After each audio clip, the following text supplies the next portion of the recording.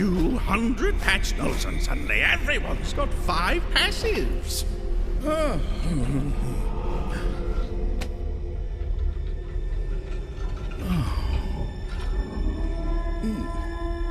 Is that...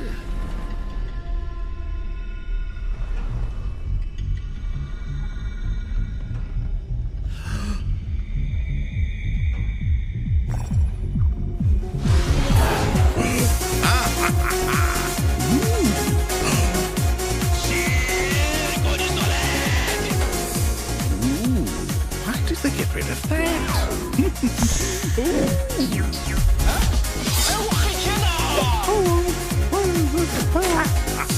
Tons of damage.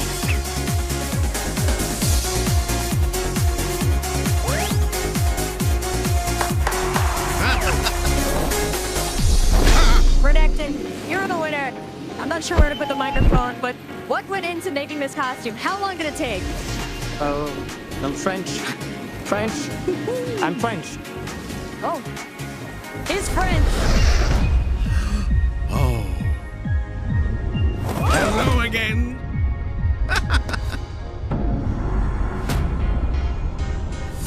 Big!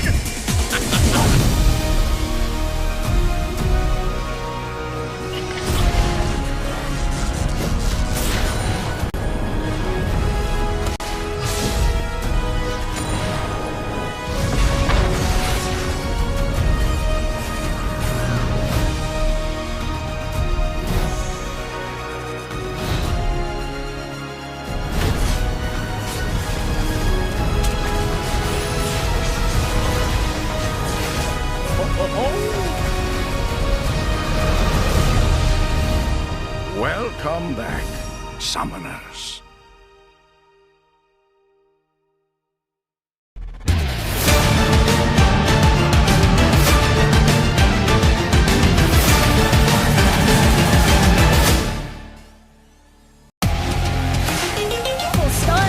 Here we go, Dustin. Itai, the 1v1, Itai comes out on top. If they have to.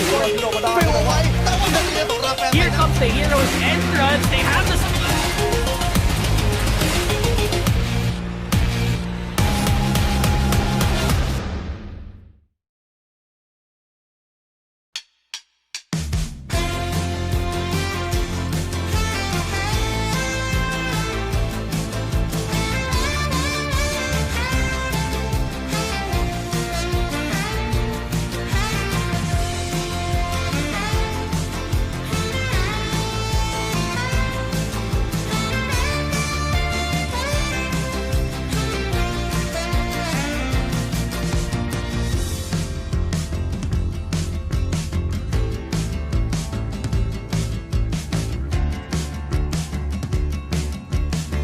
Cái chào chứ nó dễ đó hả?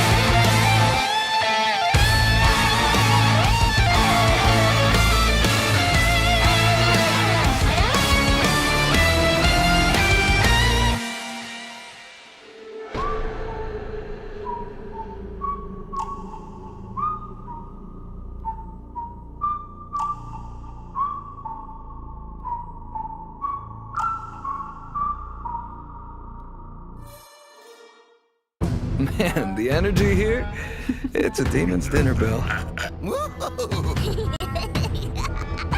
All right, it's your funeral. Hey, kid, your bear's got better instincts than most parents.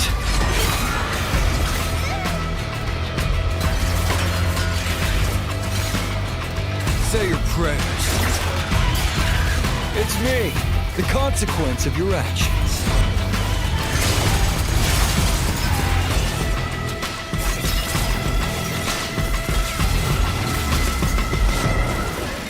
If you bury the pain will bury you. This is salvation.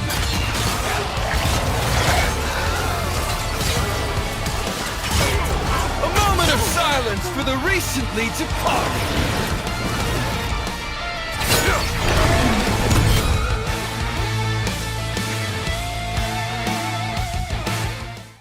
Here's an overview of how Coach Comms works.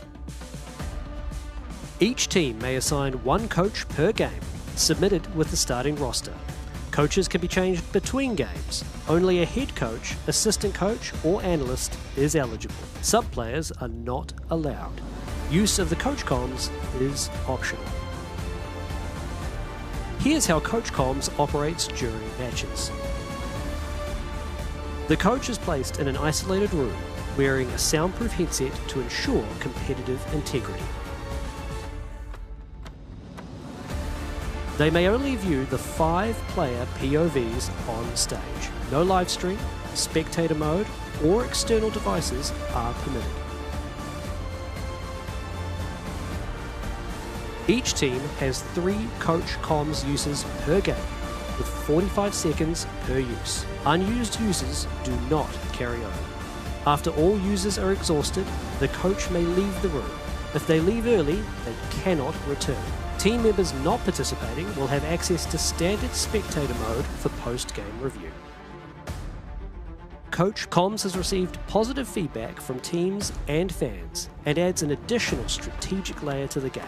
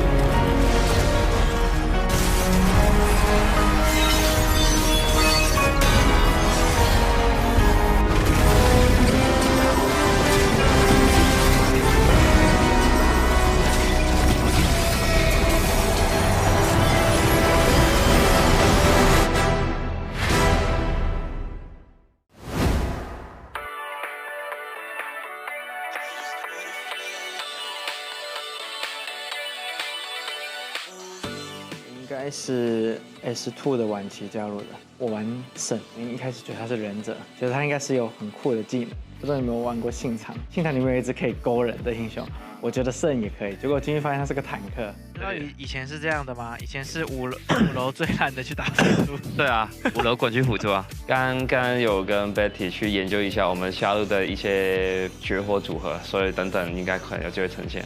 Top game OK。那角色也太丑了吧？超丑，又没有好看的，我跟你讲。哇，那是什么英雄？班长，这什么技能啊？他们应该都有玩过以前的那个经典服那个版本嘛，但我是从来没有接触过，但就希望我不要被教育就好了。就是他们应该是打不过我们的，毕竟他们应该都是新人啊，都是比较年轻的，年轻人是不懂旧版的。喂，哦 ，nice，哇！来，可以过去。我要买什么装啊？有人知道吗 ？Help me！ 买伤害。No pressure。Free kill！ Em thấy đây là một trận đấu khá là vui vì khi mà em được đối đầu với những tuyển thủ bên Canada và LCP là một người tuyển thủ đến từ Việt Nam. Q 啊！安东mana，潘森6了 ，nice， 他跳大了，慢了，现在跳大了，兄弟们，潘森跳大了，我买了，不管，等我。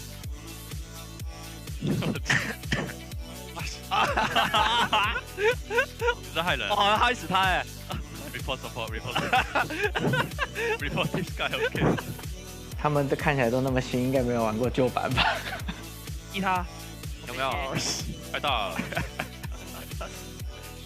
哇，这样子开脸。I'm coming。哦 ，maybe solo kill。哦 ，nice。OK。喂，没事，他没来的。喂，哎，这 IC 有点装哦。喂 ，You OK？Help me！ 哎 ，someone come！ 哎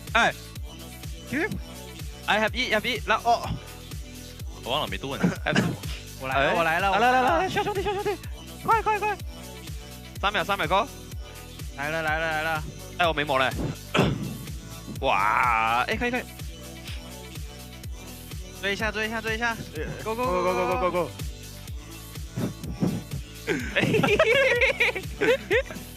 쇼매치를 통해서 무엇을 이루고 싶냐는 사실 크게 생각해 본 게 없어서 승리 쪽보다는 이제 옛날 그 감성이나 분위기를 살려서 한번 해보고 싶은 느낌이 더 강한 것 같아요. Coming! Run!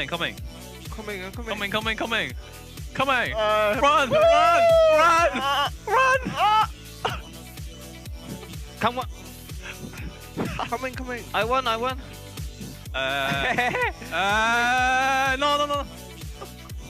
拜拜。哦，那能不能？哦。翻个眼，他们不会在大龙吧？翻个眼。很危险的地。哎！别！来，我要大里头。留一下。还有里面的，真的在大龙哎，他们偷吃我的东西。哎呀，我偷鸡耶！啊，我会死吗？我被炸一下就会死哎！很恶啊，兄弟。最比较可惜的是我的爱角色雷奇，可能这个经典服它现在目前只限于在 S2 左右的一些英雄，因为刚好瑟雷奇是卡在 S3 的1月时候出的，所以比较可惜一点。有没有兄弟救我？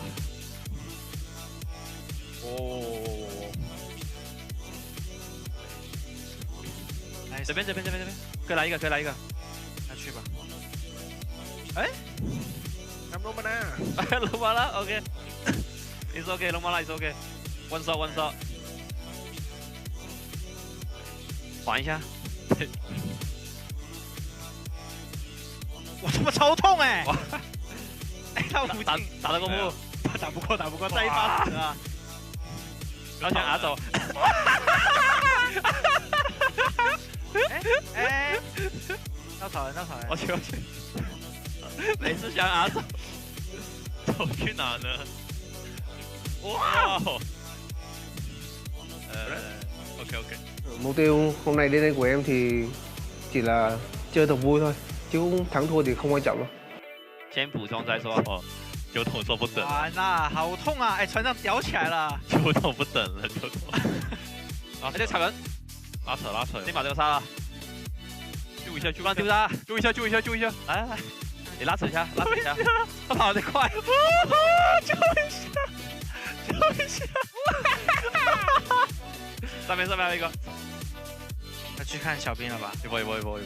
今天比赛的感想就是，我觉得首先是对我来说，看到以前的装备，看到以前的那些英雄的模组或是装备的图样，是让我挺怀念、挺开心的。然后在游戏里面也在一起研究啊，到底买什么装备比较好啊，这个过程也是很快乐的。最后赢下游戏的话，那当然是更舒服。拍了吗？拍了呀。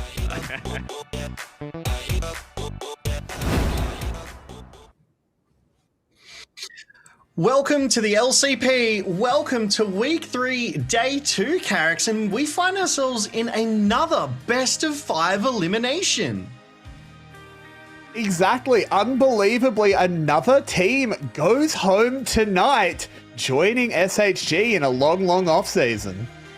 Yeah, it's absolutely crazy. We were just talking about it before we went live, right? With SHG being knocked out, it's 5, maybe 6 months until we'll see them back in the LCP, so to speak. And I mean, speaking of SHG, they're from the LJL. Tonight, it is DFM, the LJL's last hope here in the LCP, up against GAM of the VCS. Carricks, who'd have thought GAM would be here? Yeah, it's not where they wanted to be, I'll tell you that much. Facing elimination when I think they wanted this split to be their run for Worlds. Yeah, absolutely. I mean, they made those changes. They got Glory into that mid lane because they really wanted to put their best foot forward. But let's take a look at the matchup from yesterday. The results, they are here before us. It is SHG getting clean swept by GZ 3-0, which quite frankly, I think was an unexpected result for a lot of people here too. Yeah, I mean, game 1 as well was the longest game in LCP history at nearly 53 minutes. An absolute back and forth banger. Unfortunately, SHG just never found their feet after that one, and GZ did just run away with it. Yeah, and I mean, that's what you want to do in these elimination series, right? GZ, they were facing elimination against SHG, but obviously they came away with it and they fight to live. They live to fight another day, not fight to live another day. But here is the Swiss stage. These are the matchups. So tonight it is DFM versus GAM. The loser will be knocked out. They will not make it to playoffs if they go 1 and 3. The winner will move on up to the 2-2 bracket. But you still see we've got DCG to play into MVK and CFO to play into GZ. But this is tonight's bracket. Carricks. Exactly. DFM and GAM, as we've been saying, both up against elimination and with a long run if they do want to make it to playoffs. Neither of these teams want to be here, but only one will be continuing on. Exactly. That's the thing with these BO5 elims, right? They can put it all out there, the best of the best quality that they can produce. They've got every chance as many times as they possibly can put it together to take it out. And here is your roster for DFM. Momo, Citrus, Fisher, Karkun, and Woody. And they are your 5 players for Detonation Focus Me, backed up by the brains that Atana, Paz, and Gizmo, the sort of coaching team behind Detonation Focus Me. Now, these guys will be trying to get the draft in good order. They'll be trying to make sure the mentals are fantastic between games, get good reviews in to try and find any weaknesses or critical spots that they could potentially improve between games. And to Momo's credit, I feel like he has been stepping up a little bit in Split 3 here too. So I feel like this team does have some hope here tonight, Carricks. Yeah, look, there's definitely hope. I agree with you. Momo has gone from a really obvious weak point of this team to still not the strongest top laner in the league, but definitely holds up. Unfortunately, they are up against the Vietnamese powerhouses of GAM, Kiaya, Drakthar, Glory, Artemis, and Taki. This is a team that has so much more to say in this split. Hype and Null, their coaches, want to keep this going. They want to play more best of fives.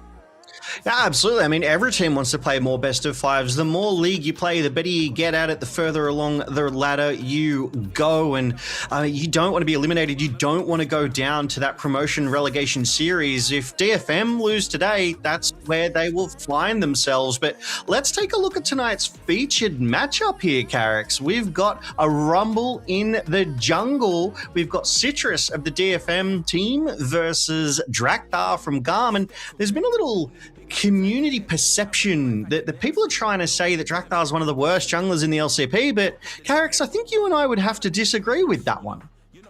I totally disagree with that one. Drakthar, I think, in Split 1 and parts of Split 2 really did struggle, but in the back half of Split 2, coming into Split 3, he's been on a very, very high level. He has stepped up to Levi, and today I think he can prove that he can get GAM over the line. Absolutely, but also for you League of Legends Classic enjoyers, don't forget to play Gangplank. He gives you an extra 150 IP per win. And would you look at that graphic, Carrix? I love just the old school graphic to match the old school nostalgia vibes of Classic. I have been playing so much Classic, so I will be locking in Gangplank because I need to buy more rune pages. I need to buy my quints because I have League Classic, genuinely one of the best things I've ever released. I've been having so much fun. Yeah, absolutely. I mean, I'm yet to dive into Classic. I got a little bit on my hands between Riftbound, playing League of Legends, you know, what do you call it? The present day league and a couple other Riot IPs. I want to get into Classic, but let's also take a look at our predictions tonight here, Carrix. We've got a couple of numbers, and I think we agree here. We expect it to be a very one-sided BO5. Yeah, look, it's difficult to predict any other way. DFM did get that first series win last week. That was a really big day for them, but unfortunately they've run into GAM. I just don't really see them holding up in this one. It's a little bit tricky to predict where they would win. I'd love to be proven wrong, though. Well, hear me out with these mental gymnastics, right? So DFM beat SHG, and previously SHG have beaten GAM. So surely if DFM beats SHG, then DFM beats GAM, Carrix. And sometimes the sun rises in the west and sets in the east, and eggs lay chickens. So perhaps it is that day. It's like, which came first, the egg or the chicken? You're like, man, I don't know about those cows over in that corner, though. Like, it's just, there's no shot of it happening. But genuinely, and I, yeah. To sort of to put the joke aside, there are. The problem is all of the places where I think DFM has improved, GAM has as well. I think they've improved a lot of their synergy, but so has GAM. I think their mid-jungle synergy has gotten better over the course of this split, with Glory integrating himself into the team.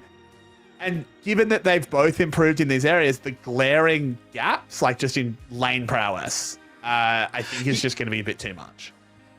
Yeah, like, if I can point it out for a moment, the strength of schedule has kind of worked kind of against both of these teams. GAM's, you know, they're here in the 1-2 bracket, which means they won one game. Guess who they won that, match? Guess who they won it against, Carrix? DFM in a 0-2 sweep. So they've been here before. They know how to beat these guys. But then GAM lost to CFO, and then they lost to MVK Esports, which I really think a lot of us would have expected GAM to win into. So GAM really aren't on form at the moment either, Carrix. Yeah, no, GAM was looking super off form, particularly the MVK game. The CFO game, it was fairly close. It kind of came down to maybe a few individual mistakes. But MVK kind of just handled GAM, and that's never what we expect. There's sort of a hierarchy of our Vietnamese teams that most people would say GAM should be above MVK in, but in that series, they simply weren't. They do need to rally today. If they're rumbled mentally, it could be a huge problem for them, but they've had plenty of time to get back on top of things. Yeah, and I mean, you mentioned a champion there in a pun, Rumble. Rumble has been kind of a superstar in most of these games, in most of those top lane matchups. So I will be interested to see who wants to go for that, right? Because Kiaya has 2 games played on that Rumble, whereas Momo only has the 1. I wouldn't dare say that Momo is as comfortable or confident on that Rumble. So like if Kiaya is able to get it over Momo in that top side, I think that will be very advantageous and could be a potential win condition for GAM. Yeah, I totally agree, to the point where I think if DFM lets Rumble through, it's a huge mistake. Because I think you need to be trying to push Kiaya onto picks that he can't massively snowball in. I think if you can get Momo onto tanks, onto things like the Cassante, maybe the Scion, he'll be really happy and he can just neutralize the lane and play it out from there. Yeah, exactly. So, like, I think GAM, they do have, you know, if I'm thinking about it, a lot more win conditions that they can play through, a lot more reliably. But I think the way DFM fought against SHG, and then when they came out in their game 1 in their next match, if they can bring that form here to GAM, I think they really do stand a chance tonight. And who knows, they might be buoyed mentally. They might be uplifted because they're the LJL's last hope here in LCP Split 3 Carricks. Exactly. They want to do their region proud, but GAM wants to do their name proud. So both of these teams with a lot to play for. Absolutely. You are so right. And obviously GAM with those international aspirations, they went to EWC as well, where they did put up quite the show against powerhouse teams like T1, if we may invoke the legendary team from the LCK. And I really just believe that TK is looking for more from the boys. I really think that he really wants them to get to Worlds, but we will find out right after the right fist bump just who takes it.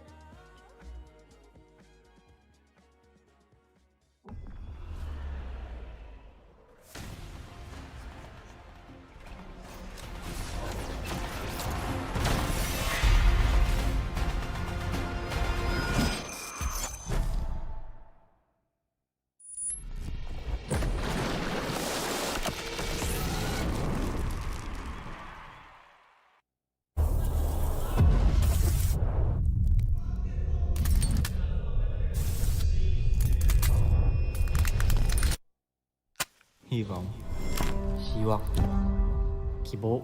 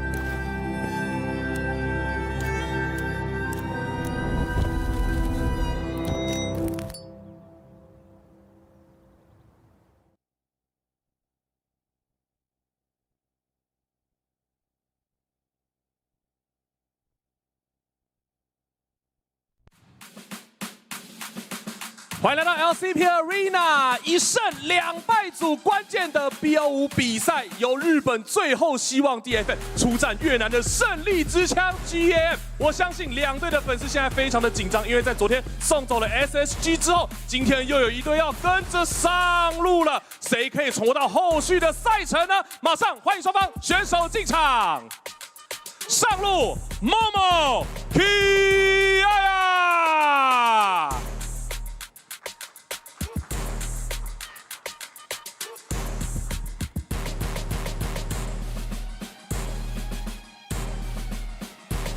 打野 Citrus Draktar，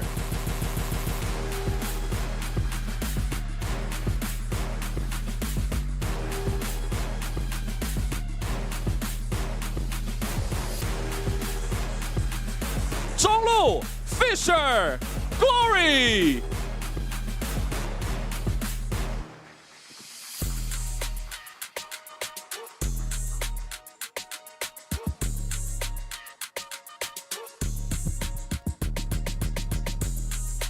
下路 Cocoon Artemis。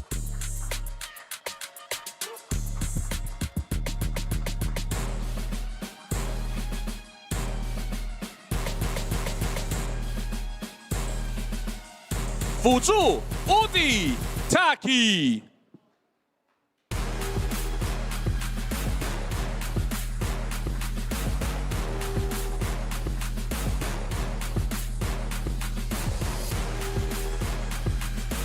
教练 Pass No。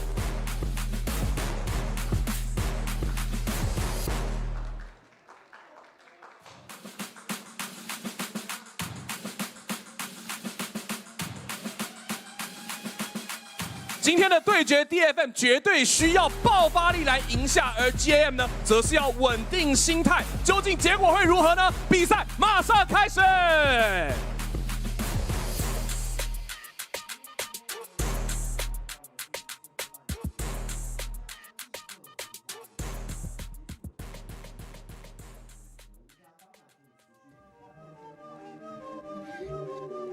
Thank you so much, Tommy, for that rousing introduction to tonight's elimination best of 5 between DFM, who have chosen Momo and Citrus for their 2v2, and GAM of the VCS. And fun little fact, Carrix, the 2 supports with the most matches played in LCP history are going head-to-head here tonight.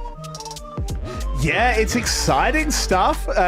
These supports bringing so much experience, so much knowledge. The lights don't phase them. The stakes don't phase them.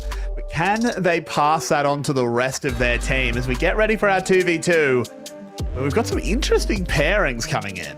GAM are taking it serious this week.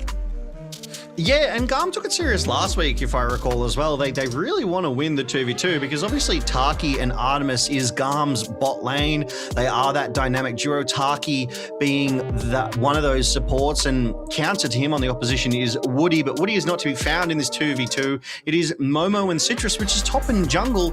I would argue that's almost as a competitive pairing. You know, typically the jungle and top side kind of want to work together to get advantage through that mid and top side of Summoner's Rift here, but Carrix, bans are coming through. Caitlyn and Jax taken away from Taki and Artemis. Yeah, I mean, the Jax is an interesting one, but Caitlyn, pretty consistent ban on the Howling Abyss as Locke and Kiana. The other one's gone, and just instantly we slammed the Darius, so we might have brought our bot lane, but we're not bringing our bot lane picks. Yeah, this is Darius bot. Didn't you know? It's the new meta where Darius is just going to be the lane bully. He is in top, but on the bot side, they just like to flip the script from time to time, Carrix.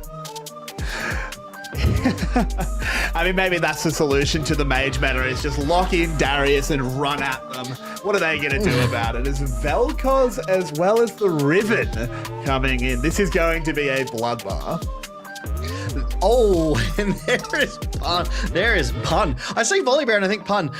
There is Volibear for Momo as well, that absolute top lane weapon of a champion, and that's locked in. They've slammed it. I think Bloodbath is exactly correct there, mate. Volley Riven into Vel'Koz and Darius. I want to give the advantage over to GAM simply because they've got one range, one melee, so they can play around the range of Vel'Koz a bit, but the all-in potential of that Volley Riven, kind of scary.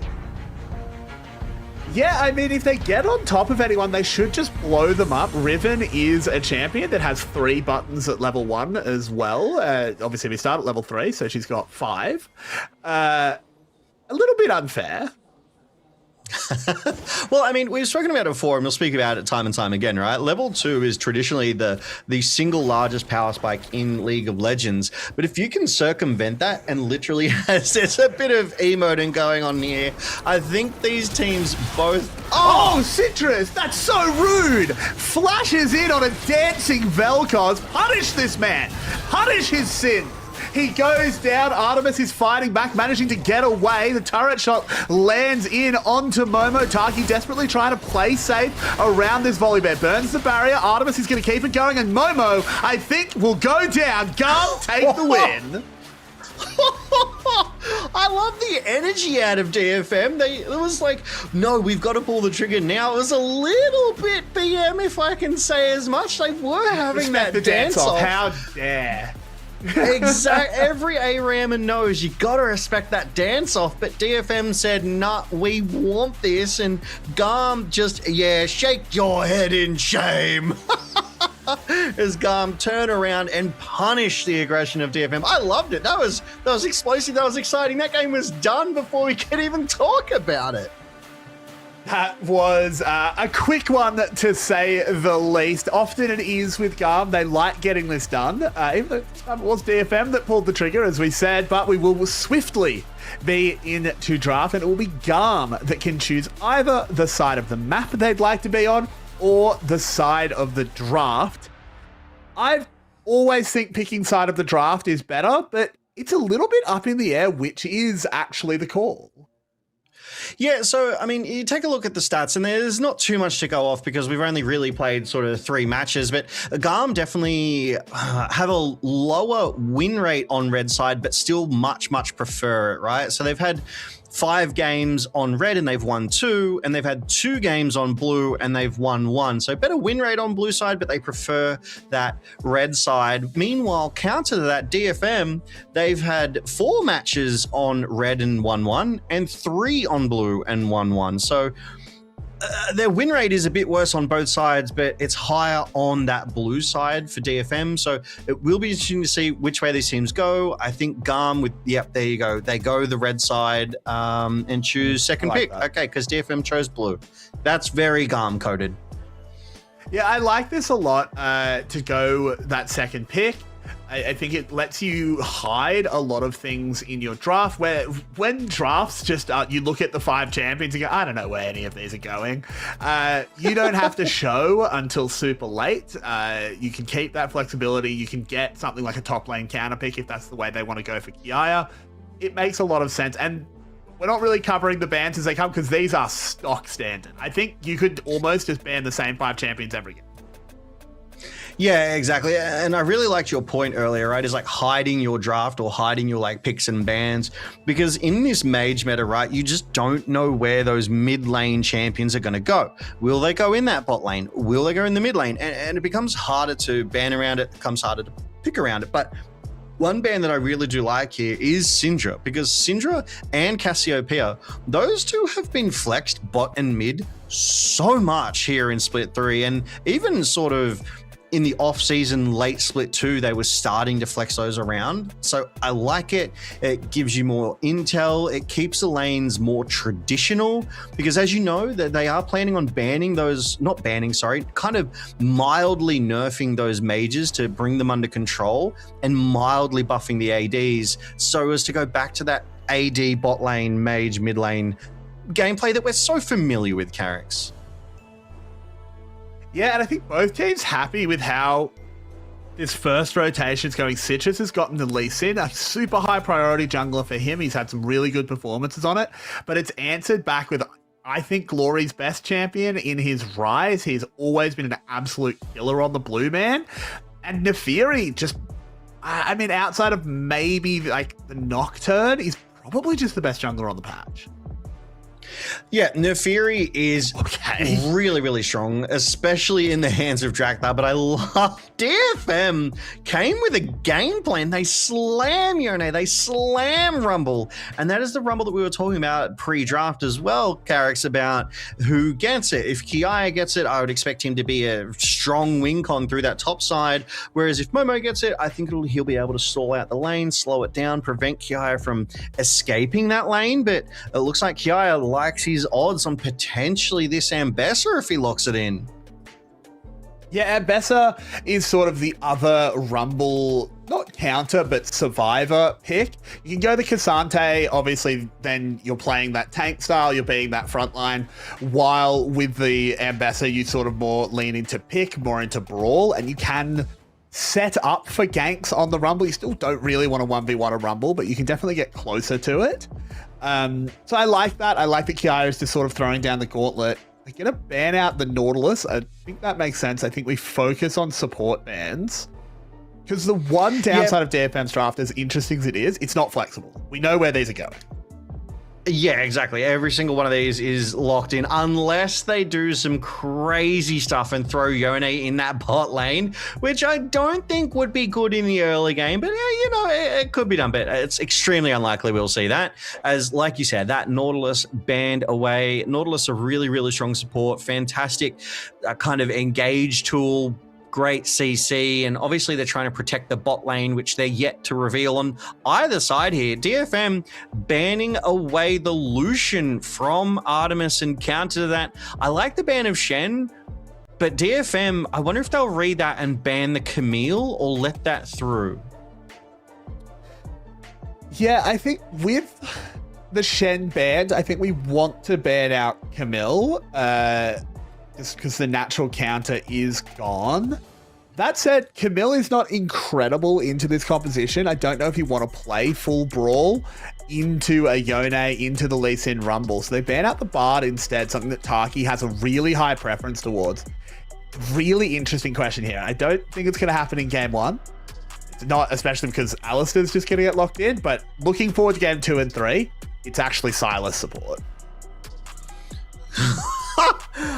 I mean, we've seen that before in other regions. It could Taki do has it played for it sure. before. I've watched him play it. Yeah. It was years ago. You're like, you could bring it again from the deep, dark depths here, but Taki's #1 most picked support champion is literally Camille. So, yeah, like you say, not great into this composition. It is a very melee-heavy comp, and Alistair has been picked up as well. So they're looking for that protection, that disengage and or engage, depending on how you want to use him. But I quite like Alistair as like a dive preventer, right? You dive in, Alistair just repels you. Thank you so much, goodbye. So I kind of like that pick. Yeah, but Leona, the CC, the stun layering that can be there with Victor as well. I kind of like this. Yeah, I like it as well. I think DFM have put together a very cohesive composition. Victor should have a fine time in the bot lane. Alistair doesn't really want to be jumping into the death laser, into the gravity well. So Kakun should be fairly safe, but this is actually a champion. I kind of just assumed he was banned. Ezreal just left open for Artemis. That's a huge pick for him. Yeah, it's not what you want. Yeah, Artemis on Ezreal. Like, we haven't seen Artemis on Ezreal this split yet, but if you have been watching the LCP split 1, split 2, if you've been paying any attention to Artemis, you do know that his Ezreal is actually quite good. So here, with their backs against the wall in this, you know, elimination BO5, Artemis is able to secure quite a strong AD carry. That said, Victor is a scaling mage, can definitely come online in the late game and hard carry if he's given the space to. Yeah, Victor could become a real problem very easily. If they get through the early game safe, if they get those evolutions on the abilities, if they can go towards that arcane future, it can be a problem. We saw that yesterday where Victors can just deal a huge amount of damage. We'll have to see what GAM's answer is, how they're going to shut down Kakun. I tell you what, you just overload that lane. You just gank, and you take him out of the game. And I mean, yeah, okay, you might give up topside tier 1 turret, but at least Victor's behind that scaling champion. But enough of what could be. It's the here, it's the now. We are on Summoner's Rift for game 1 of tonight's best of 5 series between DFM and GAM. And as a reminder for the viewers at home, the stakes here, if DFM lose here, not only are they knocked out of the split, they go to the promotion relegation match as well, and if they lose there, they're out of the LCP, so they need to win, Carrix. Yeah, it's a huge deal for them to stay alive for as long as they can. Don't want to go down to the promotion tournament. You don't want to have to fight for your place in the LCP next year, and we don't want to lose DFM, of course. So keen to see them fighting back. And as a reminder, as Gangplank is here, when you win with Gangplank in League of Legends Classic, you get 150 IP as a bot side trade. Artemis is moving aggressively here. Yeah, this is a lot of damage being dished out early onto Kakun, making him play back. We'll get the wave into a good state for GAM. They just have a little bit of priority, and as long as they're careful around a potential collapse from Citrus, which they've already got a ward for, we should just get rewarded pretty heavily. Yeah, they are shoving this in. They've got the level advantage. They've forced Kakun to take an early recall there as well. Oh, Artemis taking a tower shot, trying to prevent that recall. He succeeds. Kakun decides to stick around to try and get this XP, get this gold. Taki. Yep. Just playing with his food at the moment. Yeah, that's it. But yeah, like you said, back and forth. Yeah, you take a look at those junglers as well. They are on opposite sides of the rift right now. So like Drakthar is on GAM's bot side, whereas Citrus is on DFM's top side. So there's no real threat on the bot side for Kakun and Woody yet of a gank. Obviously, they've got some wards down there to, hopefully spot Drakthar out. Whereas Citrus doing a really good job here, just clearing out his jungle. And I really want to see Citrus make some plays early, right? Because Lee Sin is one of the earliest, one of the most aggressive junglers in League of Legends, and he falls off pretty hard toward the late game if he doesn't get accelerated early. So I'm looking to Citrus to make some plays. Yeah, I am too. The tricky part, of course, is calling where those plays come. It's going to be hard to go to the bot side just because Victor doesn't really want to be fighting early. You've got a Leona, you do have a lot of CC, but the damage not quite there is, Fisher would be getting dove. I think it's just going to be a collapse. They're just going to escort the wave in and get Glory a good reset. Yeah, I really do like that vision control there from the observers as well, that toggling to show like Fisher needed to be so careful because just a little bit of poke, just knocking him around. No wonder I'm a color caster and not a play-by-play, right? Because like every time I see a fight break out, I'm like, oh, better stop. Because if I was play-by-play and I saw that, I'd start immediately. Yeah, it takes a long time, a lot of watching the VCS to recognize when Taki's just messing around. Don't worry. It's taken years of watching this man before I get excited about him doing everything he does and realize that he's just a goofy guy. And you know what? You need that energy sometimes on these teams. But we take a quick look across the map as it's 50 seconds before the first Drake of the game arrives. And Kakun getting some good poke down onto Artemis. They've got a bit of health bar advantage, does DFM on this bot side. But GAM, they've got a good bit of vision on Woody. I don't think Woody knows it just yet, though. And Taki just goes forward, a little bit of punish. They're just trying to fight for priority because they want to give access to their jungler to this Drake. Drakthar is clearing out the bot side of GAM's jungle, but Momo in a healthy position on this top side, Carrix. Really good to see. Yeah, Rumble champion, pretty good. He's just able to get priority for a long time. Basically, every time he overheats, he is just going to be able to delete a wave. Kiaya won't be able to approach. But Kiaya has managed to keep up in farm. He's still getting all of the minions under his tower. There's a gank down on the bot side. Drakthar is here. Kakun in trouble. Kakun going down. Drakthar finds first blood. And that's what we were talking about, right? Artemis and Taki were looking for that priority on that bot side. Drakthar was clearing his jungle down to the bot side, and they just teed it up beautifully. Drakthar securing first blood as well. He does have that pickaxe, so his damage already accelerated, and he hasn't even cashed in the first blood as we take another look at it here, right? So Taki and Artemis, there it is. The flash engage from Taki. Just beautiful characters. Exactly what you want to see. Kakun with the flash, so they get maximum value out of that one there, Carrix. Yeah, I think Kakun really needed to hold the flash there. It was never getting you to safety, and now they can just run that back again. They won't have Taki's flash, but you can still find a headbutt pulverize with Drakthar coming down. Has got that brutalizer already picked up. This Neferi is going to do illegal amounts of damage.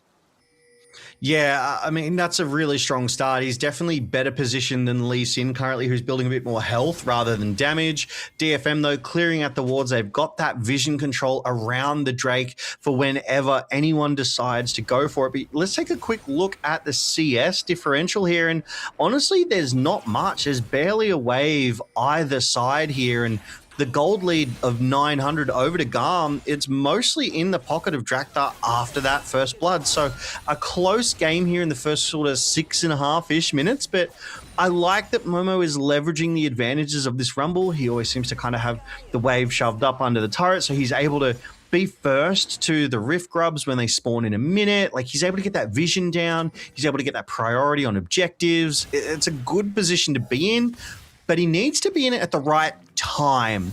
He needs to be in it still in about another minute so that he can help out if Citrus decides to go for it.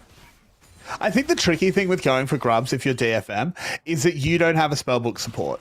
Taki has that spellbook, could swap over to the teleport, arrive there just significantly before Woody will really be able to, because they're pretty locked in the bot lane, as GAM is going to have an attempt at this Drake with Citrus on the other side of the map. This should be a pretty free pickup, and it's before the grub spawn, so GAM could set up to get both. I wouldn't be surprised to see them just kind of seeding it, but again, just Spellbook does so much. If Taki can just get a reset, get a couple of items and or wards in his pocket, and then teleport to the Herald, Woody just can't answer. Yeah, exactly. And it's like that advantage, just the overwhelming numbers. It just provides so much advantage to you, as we do see the bot side taking a bit of a recall because the waves are in a neutral state here. Drakthar is on that bot side. And look at the vision control. All of GAM's wards are through the river, through the bot side up to that mid, but they don't spot Citrus starting these Void Grubs because that's where DFM has vision control. And they do have priority on this top side. So this should be a relatively free take for Citrus. GAM, they're not even in the area, and we see Woody already rotating up. So I like this play from DFM. They've got themselves these Void Grubs, which will help them siege up a little bit later, but Carrix, they don't have the best siege composition. I think the value of the Grubs will be minimized here. The one person that's pretty happy about it is Fisher. Fisher can pivot to going into the side lane, and just being able to take towers that little bit faster does mean that Kiaya will have to answer him a lot sooner, but you're totally right. It's definitely not a siege comp. They're definitely taking the worst half of the trade, as Drakthar just finds Woody while he's picking up his Kruglets, or rather Woody finds Drakthar. But we return to pretty much just normalcy for a little bit. I like the term Kruglets as well, like Krugs and oh, Draktar's here. All right, just a cheeky show of force. Yeah. Easy escape there. Nice show of force from GAM. Drakthar in the right area at the right time, which is exactly what you want to see out of your jungler, right? As Drakthar does have a currently half-level advantage over Citrus, but no fights are brewing. Both of these junglers just looking to clear out their camps, and GAM have a nice ward down on the red buff in DFM's jungle, so they got that information of Citrus while he was clearing that, and they know that he's, look, they're even picking him out on that blue ward now. They know exactly where he is, so they know that their bot side is safe, and the Kiaya has to play carefully just in case Citrus decides to step forward. And there it is, first completed item, the Cyclo Sword for Drakthar at the 10-minute mark. That's a very quick Cyclo Sword, and that does so much damage on this Neferi. We've seen when that item got buffed, we saw basically all of these lethality junglers switching around to rushing it as fast as they can. It does so much for them, as Kiaya just takes a Flame Spitter to the face, but Momo didn't get those overheated auto attacks in, so he's okay. And Citrus will just reset. He picked up Bertha, and he's heading home. Yeah, exactly. Nice and easy. Thank you very much. And there he goes. 30 seconds later, picks up that Sundered Sky, so that extra bit of healing that Lee Sins do like. But we were talking about Citrus a little earlier, and I was saying I wanted to see some early game impact from him, but based on what we've been observing, I haven't even seen Citrus leave his jungle to enter lane to try and make plays happen yet. It just seems right now he's kind of power farming, trying to get any advantage that he can. I need to see him leave those lanes and make a play like Gamma. They keep sending multiple members bot side, multiple members to this mid lane to apply pressure as, oh, here's Citrus. You might get your wish as in they go. The flash kick onto Artemis, locks him down. And he was listening to you, Logan. They've got the stream open. That's it, mate. That's it. That wasn't a caster curse. That was a caster blessing for DFM right there.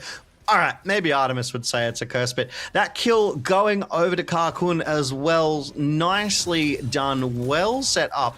Chips down GAM's gold lead to less than 300, which is why it's no longer displayed as a differential here. As we see this play again, no vision here for Artemis as Karkun shepherds him fantastically into the waiting arms of Citrus and Woody. That Dragon's Rage kicking him into the wall. The CC coming through from Woody, just fantastically layered, delivers that Ezreal into the waiting clutches of Karkun. That said, Artemis does still have his flash, so if another fight were to break out, he does have responses. He does have his arcane shift as well. Still very, very slippery. But Drakthar is eking out a nice little CS advantage for himself in that jungle as we do approach our second dragon of the game in 20 seconds and multiple role quests being finished here, Carrix. 4 for GAM, 3 for DFM.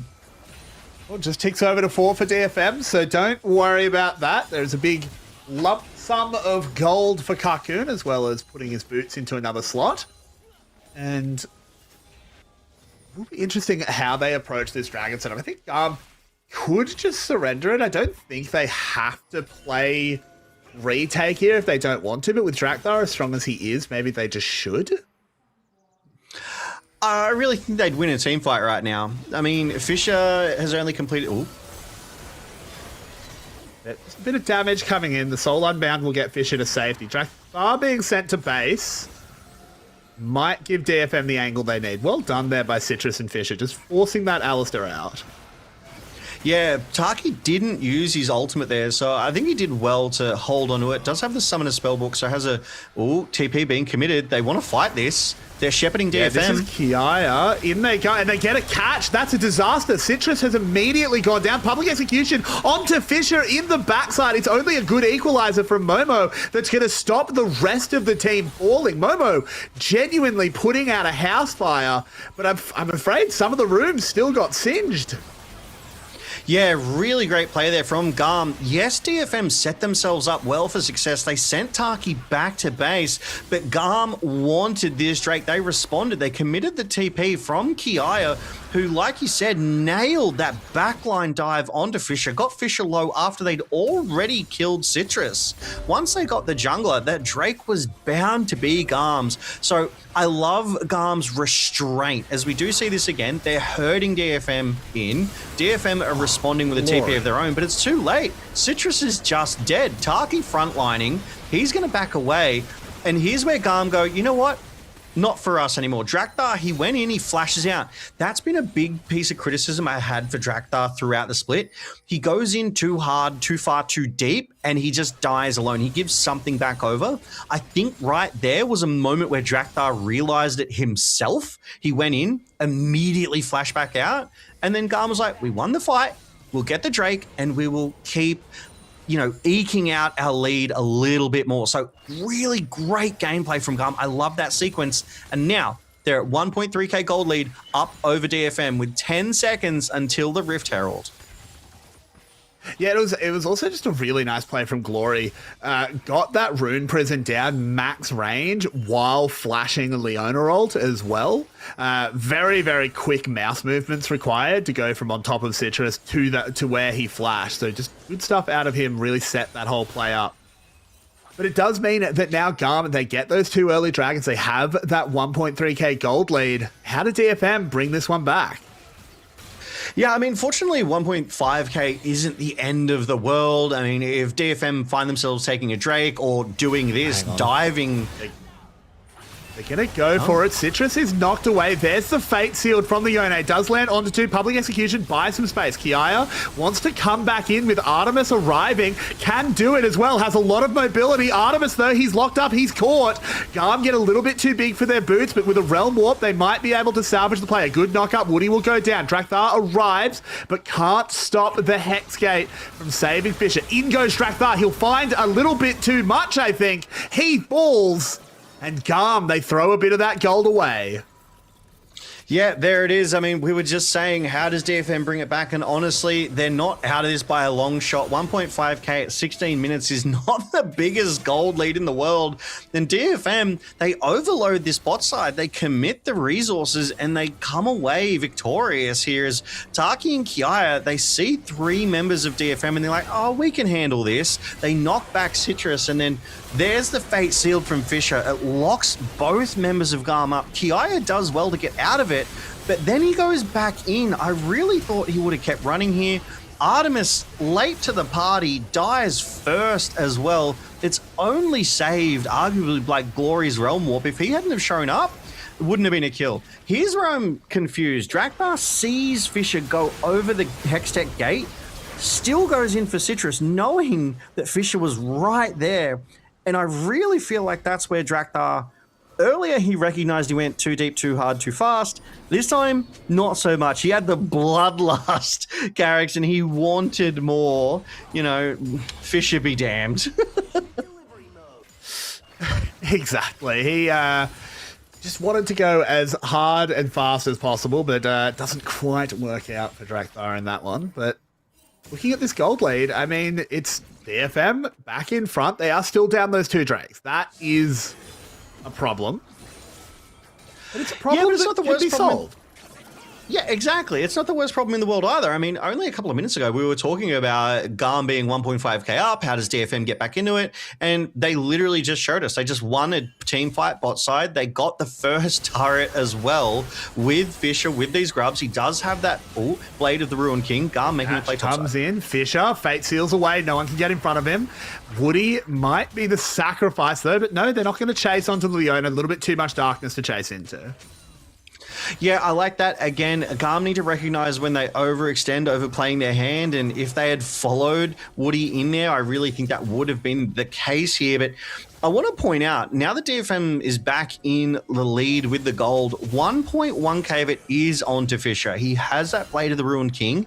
If GAM can find a way to kill Fisher, they will kind of remove that single power piece of the Yone. So it's a fragile win condition, if you will, here. And Glory 101 does have that 7-stack Rod of Ages, only 3 more minutes, and he will get that extra level up here too.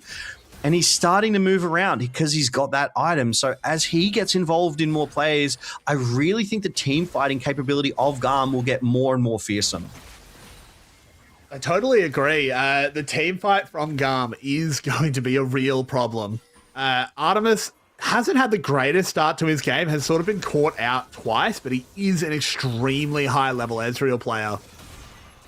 Could find an angle here on this 3rd Drake. I don't think DFM can let GAM have this one. Having to respond to the Drake every single 5 minutes, no matter what, is such a massive disadvantage. I just don't think you can play into it when you do have this little lead. Yeah, because it's all about tempo. It's all about macro, right? If you're forced to be dragged around the rift every 5 minutes, you're not playing your game, you're playing their game, and that's not the position you want to be in. GAM, though, yep, GAM are coming in for this one, but yeah, DFM, too quick with it. Bizarre play out of him, honestly, as there's a catch onto Taki here. He should be all right with the Unbreakable Will, but I think Drakthar forgot he had the Herald. It looks like he was trying to ward over the wall, maybe using the Herald for vision, but then W's over the wall and just instantly, like, frame 1 flashes back. A very, very odd play out of the GAM jungler. Yeah. Ooh. Fisher is being engaged on the flash away. Glory, though, lands the Rune Prison. The soul unbound, about to run out, but his soul will return to a corpse as Drakthar gets another. And there it is. That's what we were talking about, right? Yeah, 1.1k of the gold lead was over to Fisher, but the moment they remove Fisher from the equation, DFM are ripe for the picking. So I do like that play coming out of GAM. Gold lead still level. 2 Drakes to GAM, 1 Drake and 3 Grubs to DFM. And Rift Herald was a giga whiff. Yeah, GAM got it, but they did not use it. As we do see DFM, they are collapsing on this top side, looking to make a play. I think they want to take out Kiaya and get this top side tier 1, but they're taking their chances elsewhere. They are backing away. And we take a look at this vision control, right? Woody is here in the Baron pit, just clearing out GAM's vision because they have it on the back of the Baron pit over onto Taki, and I don't think Taki knows it. So the next big objective is that Baron. Has been up for a minute. It'll be interesting to see who goes for this first, but we take a look at the items, and pretty much everyone has at least 2 items here now, Carrick. So power spikes are starting to arrive. Yeah, pretty much just our top lane is lagging that little bit behind, both going for very expensive builds, so it makes sense. And they should hit that 2-item power spike in no time at all. As Citrus has stepped forward, will get knocked up, but it's just a little bit of poke, a little bit of jostling for vision, as they don't really have the lockdown. I think that's the one flaw of this GAM team comp, is following up on the Headbutt Pulverize. They don't have a great secondary source of hard CC outside of the public execution. So if Kiaya is off in the side lane answering Fisher, they don't have great pick. Yeah, exactly. They all need to be together to make a play happen, as Fisher's just putting in the work against Kiaya's Ambessa there. So much damage coming out of this Yone. I really like this pick because it's very, very rarely seen as a game 1 pick in that mid lane as well. So it's kind of thrown a spanner in the works for GAM. GAM have maintained with that very traditional rise out of Glory, and Glory has hit those 2 items. He's got that 10-stack Rod of Ages, so currently has a full level advantage up over Fisher. But the next big fight's not really for another 2 minutes here, Carricks. I have to imagine this 4th Drake is where they will meet and fight, and by that time, a lot of that experience, that level advantage, will be mitigated. So now's the time to strike, but GAM's just not in the position to. Yeah, exactly. It's not what we want for GAM. They need to be playing on the front foot. I don't think they want to let DFM come to them, particularly with as strong as Drakthar is. They need to use this strong Neferi. He's up 1,000 gold individually, but he hasn't been able to leverage it. Yeah, I mean, 3-1-0 is definitely a strong position to be in for sure. And it feels like Drakthar was kind of moving around the map early, but now that he's in this strong position, now that he's above and beyond Fisher on the Yone in terms of gold difference, where is he? And he has made, dare I say, 2 mistakes that have kind of set him back a bit. If he hadn't have made that sort of Rift Herald flash mistake, if he hadn't have overextended on the bot side into Fisher and Citrus, he could be so much farther ahead that he could literally be the 1v9 win con right now. So it's these little just overextensions that Drakthar needs to clean up to be that win con for GAM consistently and reliably. But it is 30 seconds until the 4th Drake of the game. The jostling for vision control has begun. DFM, they want to stop GAM from getting the soul point, and obviously GAM, they want soul point. Yeah, they 100% do. They want to get those win conditions locked in. They want to play the obvious way. And when you've got soul point, it is very, very obvious. You just fight every 5 minutes. You find one advantageous dragon and you have it locked up, as Glory is getting chunked out. Drakthar goes for a ride, interrupts the Yone ult, and with a Realm Warp coming in, Glory just has to have some fancy feet. He does. Drakthar will live as well, so it's a kill on Fisher, but those health bars are not where you want them for a dragon fight. Yeah, it's a kill on Fisher, but at what cost? It got the Ghost, the Flash from Drakthar and Glory, the ultimates, just to take down a Yone. DFM have the advantage here, and they know it. They've started up this Drake. Momo almost had a great flank. There's a really nice equalizer. Can they get close enough? Public Execution doesn't find it, so the Dragon will be taken by DFM. But now the fight could be a problem. Drakthar gets the first kill. It's traded back, but it's supports for supports. The next is an actual... it is the top laner, of course. Going down. The rest of DFM survive. They get the Dragon. They've got to be happy. Yeah, I really think DFM, despite losing 2 around that Dragon and 3 total, are still okay with that. They got so many resources out of GAM and the support in Taki as well as the Drake that ultimately the gold lead, it's only 2k over to GAM in 26 minutes, Garrix. It's not the biggest. As we look at this again, Taki flashing a Hex Flash over the wall. He's caught out by a Citrus, by Woody, but he is able to sort of kite it out and survive, still on around 60% health, as the bot side fight has just finished. And we do see Glory recalling. We do see Drakthar recalling, and they're running back to base. They've got those Hex Gates so they can get there quickly, so they're running to the Drake pit. But Momo has a great flank. And again, another excellent equalizer as Karkun playing around this vision in the Drake pit fantastically, able to just get so much damage. I really want to see the damage meters out of that one because I really think Karkun was the star player there, which bought the time, which bought the space for DFM to be able to secure that Drake and buy themselves that much more time. So GAM, they took the first 2 Drakes of the game, but DFM have taken the 3rd and the 4th now. That said, though, GAM do eke out a gold advantage. It's a nice position to be in, as we do see those gold charts. It's the biggest gold lead they've been at, but now the big purple worm is the objective sitting on the rift, and a lot of turrets too. So much standing gold.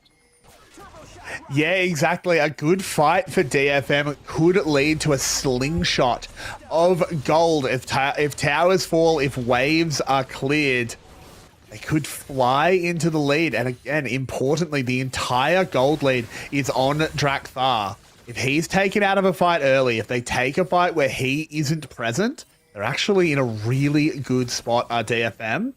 Citrus is just going to get vision, and GAM are starting Baron. They're committing to this, and I don't know if DFM's going to read this as a real take. There are a lot of pings coming, but Momo's not super close. Citrus finds his way in, boots Artemis, but there's no follow-up, and Citrus has gone too deep. A disaster has struck as the jungler goes down. GAM don't need to chase. They just need to disengage. They can threaten Baron all over again, and there is no smite for DFM. Yeah, and I like that they immediately followed up with removing any vision that DFM had in the area. Momo and Woody walking forward to get that vision. They still want to contest a TP being community characters. They mean to fight this anyway. They have to try and play the 4v5. It's too much of a loss. It's a good equalizer, but they find their way directly onto Fisher. Public execution goes wide. Taki will go down. The Baron is taken. GAM don't have to continue the fight now. They can just get out. Kiaya flashing over the wall, gets to Glory. I think all of GAM just run away now. You don't need to go into this dangerous 4-man squad of DFM. It's a 1-for-1 in the end, but GAM get the Baron. Yeah, GAM get the Baron onto 4 members as well. And I mean, taking out Citrus early did so much damage to DFM's plans here. That said, they're not out of the game. They do take that topside tier 1. Karkun did just complete his Rabadon's death cap as well. So the AP damage coming out as Victor, crazy. Citrus does get in the back line. Clearly wanted Glory, who's able to stopwatch to save himself. It does go on to Artemis, who's just able to arcane shift that one out, minimizing the effects of Citrus. I really do think if Citrus was able to land that onto Glory and DFM close that down, it would have been a much, much better play. Definitely more equal here, but GAM in the extended trade position well. They keep chipping away at Baron.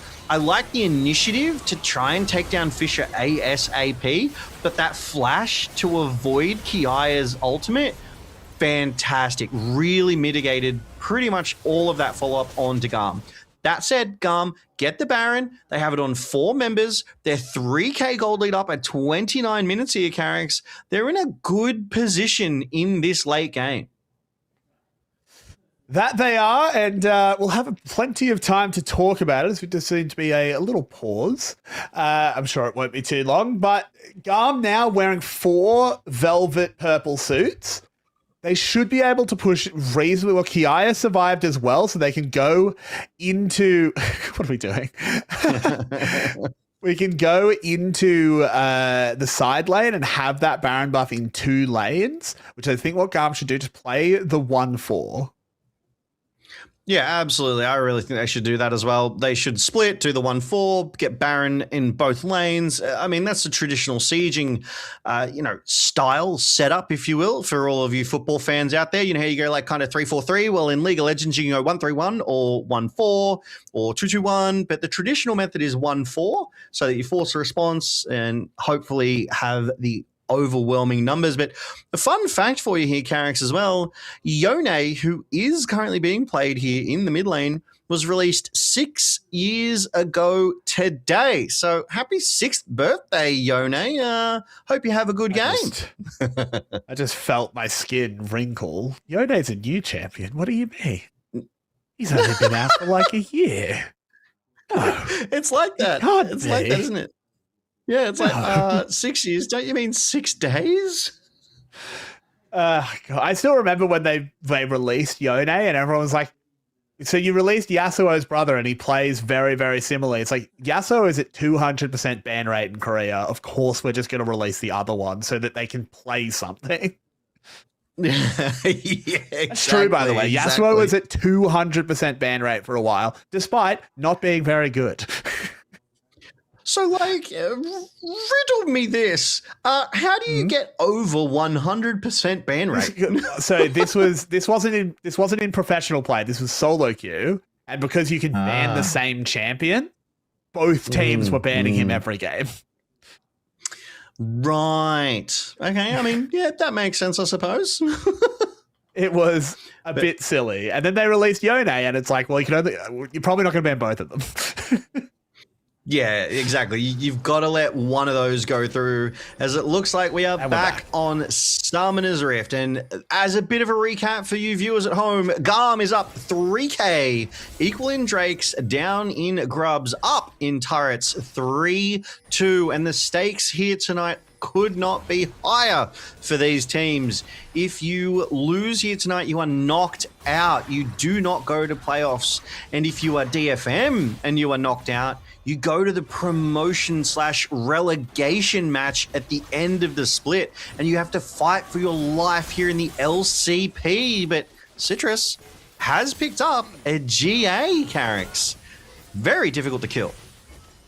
Yeah, and I like that a lot. It lets him go deep into the fight, find kicks, and not just immediately get soloed out by Taki, by the knockups. As GAM are committing hard to this bot lane. I don't think DFM read quite how many of them were down here. They're going to lose this tower for free. Fisher, though, wants to try and get something out of it. He will be able to 1v1 Kiaya very easily. The public execution will buy Kiaya some time, buy him some space. The Realm Warp now, they find Citrus. There's that Guardian Angel immediately getting value. Will it get enough as Citrus desperately tries to find his way out? Can't do it. A really nice equalizer. Splits GAM apart, but it might be too little too late. Fisher can't stay in the fight as he's forced to go back over the wall. Momo flashing away. Woody chunked out, but DFM managing to survive. They only lose one. I really like that sequence of plays. It was a great response from DFM. Good job to not lose more. But GAM, they get that entire bot side. They get the inhibitor, they get turret, they get the inhibitor itself. So now they have a great advantage through that bot lane, which will buy them pressure for the Drake, which they have turned to now. So GAM looking to secure themselves their 3rd Drake of the game. It is that Hextech Drake and puts them on Soul Point. But here it is again. Citrus thinks he's found Drakthar, and you would be right, except there's Glory with a Realm Warp delivering 3 members of GAM on your head. Citrus immediately dies. GAM follow up. Momo again with another great equalizer. Like, GAM can't walk through that. It does so much damage to Glory and Drakthar. It nearly turns the fight in their favor, but Karkun left untouched, able to poke and prod GAM, and they have to back away. But I like that play from GAM. It was intelligent. It was patient. Fisher, though, waiting on a potential flank here, will be spotted, so GAM knows he's there. Great sequence of plays. Yeah, they just bounced back. The Baron buff has timed out, so GAM just resetting. They're happy with how they went, though. They picked up Soul Point. Just one more to lock in a Hextech Soul, and Hextech Soul on Ezreal is oppressive stuff. You definitely do not want to play into that. They should be able to slowly whittle this tower down. It'll take a couple of waves because Kakun's wave clear is so strong, but it will inevitably go down. So more gold will go over to GAM. More space on the map will be purchased. As GAM they're just playing it safe.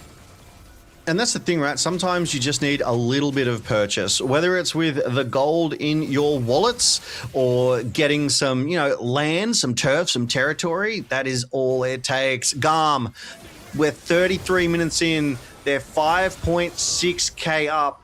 Will they repeat the sins of their past and play overconfidently, over-aggressively, and throw their lead? Or will they walk forward patiently, controlled, and maybe take this? Because observers are just having fun with this vision control around these wards here. All of GAM's wards just missing suppression from the control wards of DFM. Thank you very much for that highlight, observers. Yeah, a fun one there for sure. Can't believe that ward is not revealed. That is wild. It's tucked just around the corner. As a support main, I'm going to use that tech. That's fantastic. Yeah, that's an interesting one for sure, but fair enough. That vision will remain, and that actually, it's unlikely to really amount to anything just because of where everyone is positioned, but that could matter because DFM definitely don't think they can be seen there. Citrus definitely thinks he's off vision at the moment, but they have just seen him. He's revealed himself anyway, so it doesn't really matter, but a very funny one nonetheless. Yeah, I love it. It's great to see those little intricacies, those little interactions. It's like Bard, he's Q, the stun. It can look like it hits nothing, but it's actually part of the environment of the wall, as Drakthar has just started up the Baron here. It's those little interactions in that legendary Z axis too, that you think the thing's going to hit, but it actually goes over the top of them. It's those little finagly nuances that these pro players know and can use to their advantage so well, as this Baron's dying. It is going low, but GAM are going to peel off it because they found an angle onto Fisher. The Baron is actually stolen away there by DFM. Glory under assault will go down, but does a lot of damage before he does. DFM steal the Baron, but can any of them get out? No, they cannot. And Logan, let me ask you, what would you rather? A Baron, but you get no buffs, or 5 kills? I would definitely rather 5 kills. You can take the Baron every day of the week, but if I kill your entire team and you have no Baron buff, what was it for? Looks like GAM wants to take it from here, Carrix. Yeah, they're just going to run it down. They correctly answer the question of, would you rather $1 or $2? And they say $2, a Nexus, a Game 1, and a strong start in this series to keep themselves alive. Well done to GAM of the VCS, taking Game 1 in tonight's best of 5 series. And as you said, to keep their hopes alive. If you lose here, it means you are out. You do not go to playoffs. And if you win, you keep yourselves in it. It was a very back and forth first sort of 15 minutes there, Carrix, and I really liked it. DFM showed signs of life. They had a bit of spark. Fisher was making plays on that Yone, but GAM just proved a little too strong in the later half of that game. They kind of rallied and brought all their resources together at the right times, and I do like this Baron call and the energy around it, right? They said, yep, we'll rip the Baron. Drakthar started up, got it to 50%.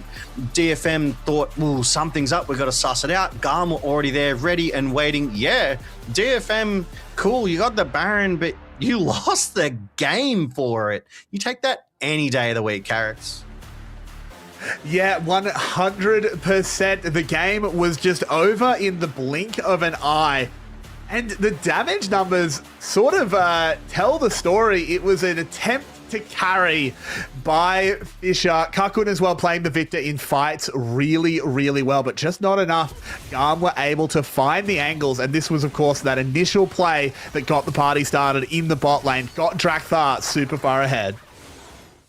Yeah, it was a terrific engage from Taki there too. And like we said at the start of the show, Taki and Woody are two of the most decorated, two of the most storied supports in the LCP.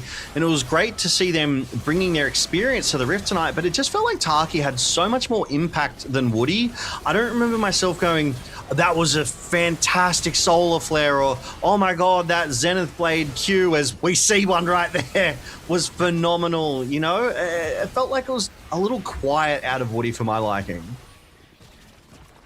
Yeah, I honestly, I do agree. I think Woody was quiet. There wasn't great follow-ups. I also think Citrus, he landed one really nice kick on Artemis in the early game and then went quiet. He makes a huge mistake in a couple of fights. Not this one, it was actually the Dragon before this one. Made a massive mistake where he just got caught out for no real reason, lost them the Dragon. Needs to step up in game 2. Yeah, 110% here. I mean, I feel like Drakthar had a bit of a better game than Citrus. I feel like Momo had a good game, but I also feel like Kiaya had a good game.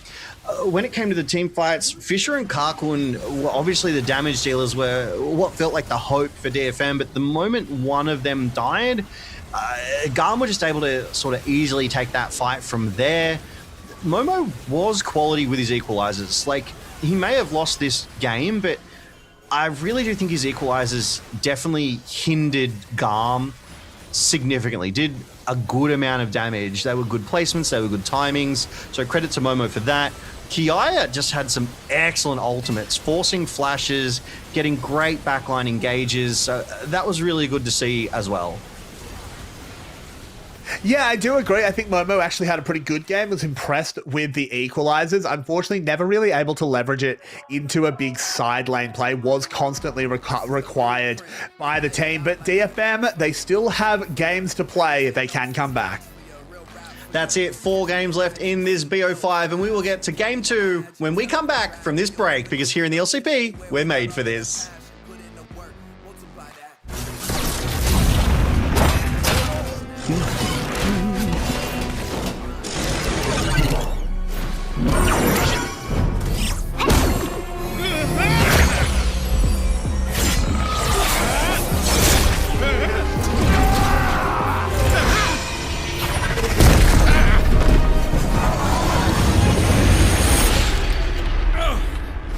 A few hundred patch notes and suddenly everyone's got 5 passives.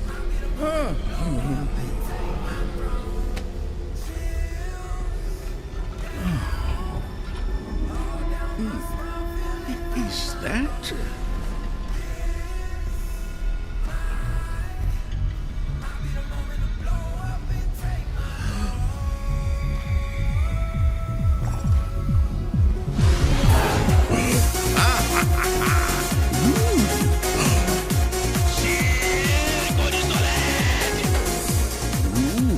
Why did they get rid of that?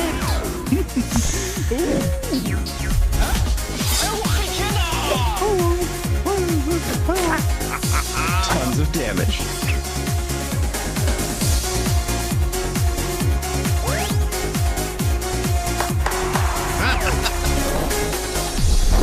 Redacted, you're the winner.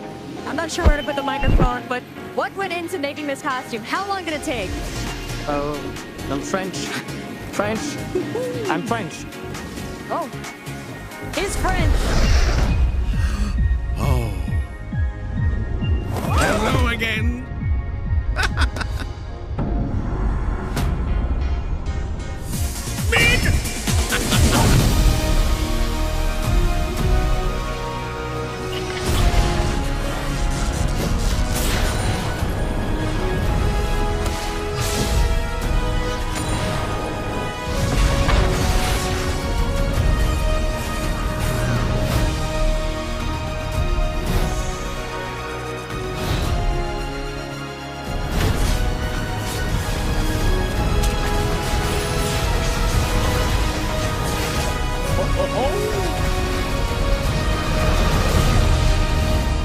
Welcome back, summoners.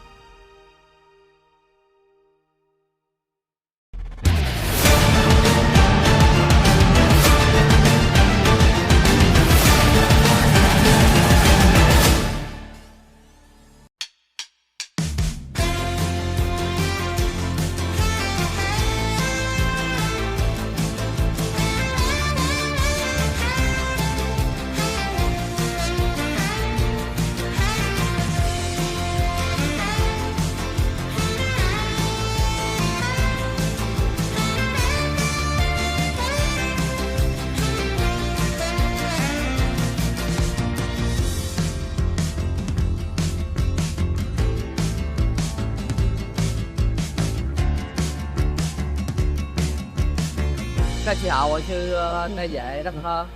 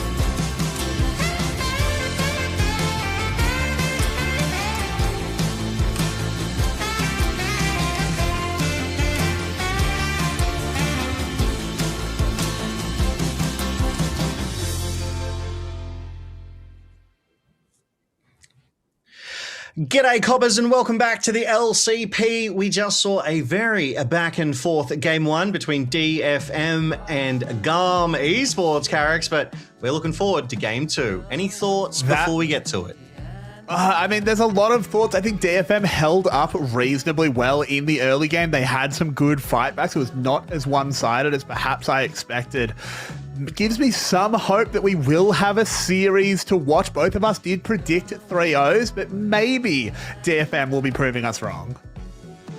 Yeah, I mean, they definitely looked good in that sort of first 15 minutes, and they didn't look like brutally easy pushovers through the rest of their game. GAM still had to, like, earn it, right? Like, it wasn't like, oh, we're gonna walk this in, this will be so easy, this game is ours. No, DFM, they proved an obstacle, they proved something that GAM actually had to play around, to contest, to compete into. But I was just having a look, and I saw that our good friend Momo, the DFM top laner, actually tweeted out before tonight's matches. He says, I'm going to get revenge for the first match, which is that 2-0 loss to GAM earlier this split.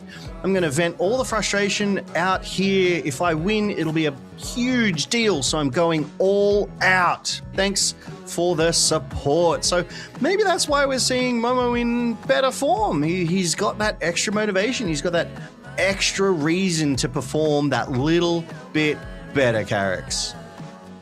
Yeah, look, I think he had a pretty good game one. I was impressed with the equalizers he was landing. He was fine in lane, went even in a matchup that you meant to win like a little bit, but going even was totally fine. The tricky part, of course, is now Rumble's gone. He can't just have the I overheat, I win lane button. Where is Momo going to go for these next matches? Yeah, look, I really think they have to ban Na as well. If they want Momo to stand a chance in that top side, they cannot let Kiaya get Na, because Kiaya plus Na equals win through top lane. Like, straight up, as simple as that, in my opinion. So that will be something I'll be looking for DFM to play around, to pick and ban around. But Fisher looked good on that Yone too. So unfortunately, they didn't win on it. So I'll be wondering what Fisher will want to pick up now. He's traditionally played a lot of those mages in the mid lane. In this split alone, he's covered Ryze, Victor, who's already been taken away, so he won't be able to use that again, and LeBlanc. So maybe we see a LeBlanc come through, or an Orianna if it's not banned away.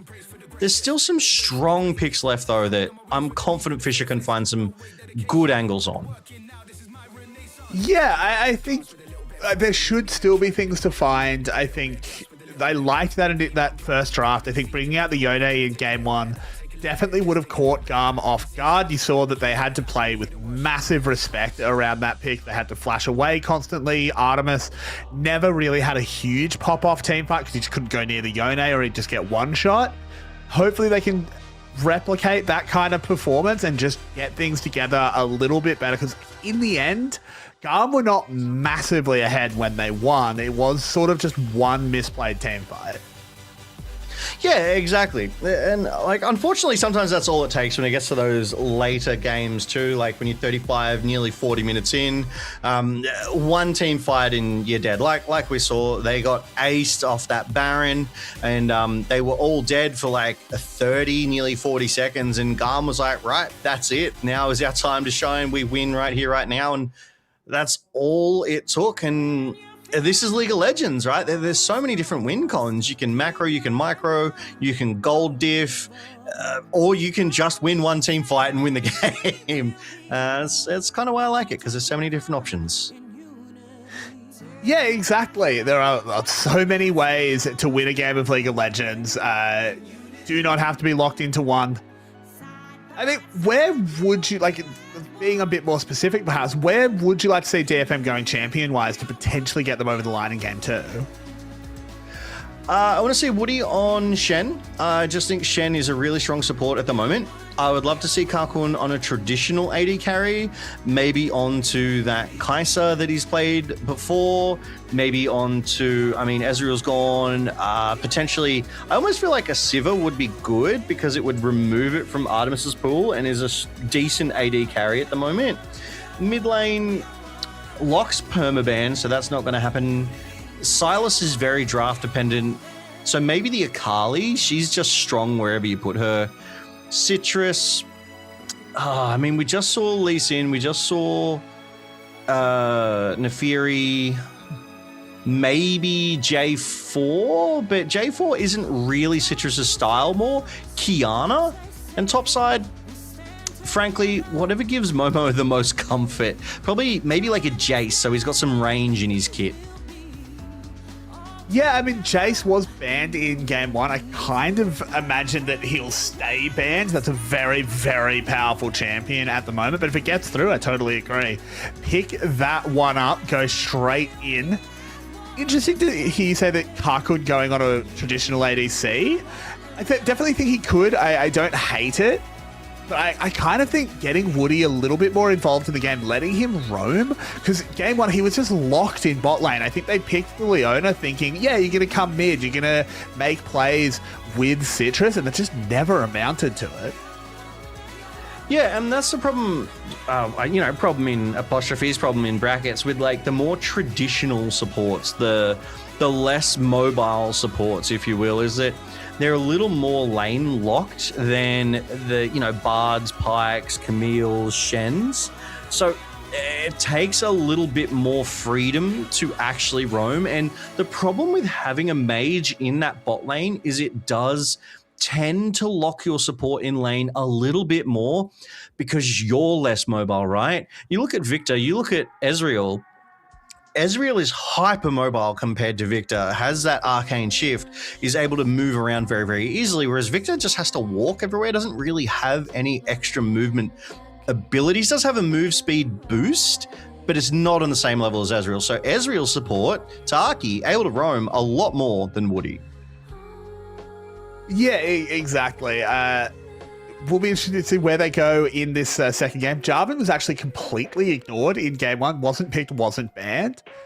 Surprised me a little bit, to say the least, to see that go all the way through. Definitely don't think that happens again. Camille was also ignored. So, I mean, we're only moments away from draft where we will get our questions answered. But clearly the prep has gone in from the coaches in this season, in this series, I should say, because they have been cooking. And that's one thing always worth noting, right? Is that like the unsung heroes, the unmentioned names are literally the assistant coaches, the analysts, the head coaches, like I call in the pre-draft, they're the brains behind the operation. They're the ones who kind of help you get through draft. They're the ones who have 3 coach comms per game for 45 seconds and are able to give you some top-down info. But yeah, right at first selection, DFM, they chose second pick here, and GAM went for that blue side. So opposite from game 1, and the bans are coming through. Syndra staying banned. Nocturne, Jace also banned, but Vayne, I don't think Vayne was banned in game 1. No, did get all the way through, so definitely a pivot here. Just taking that away, they don't want to see, presumably, Momo picking it up. I don't think we're going to see any Vayne bot lane. That's things of leagues past. Though, of course, if you go play League Classic, maybe you can play some Vayne bot lane, or join in on the Gangplank Gives You IP promotion that's going on. Could be a bit of fun, seeing her in a proper role, as far as I'm concerned.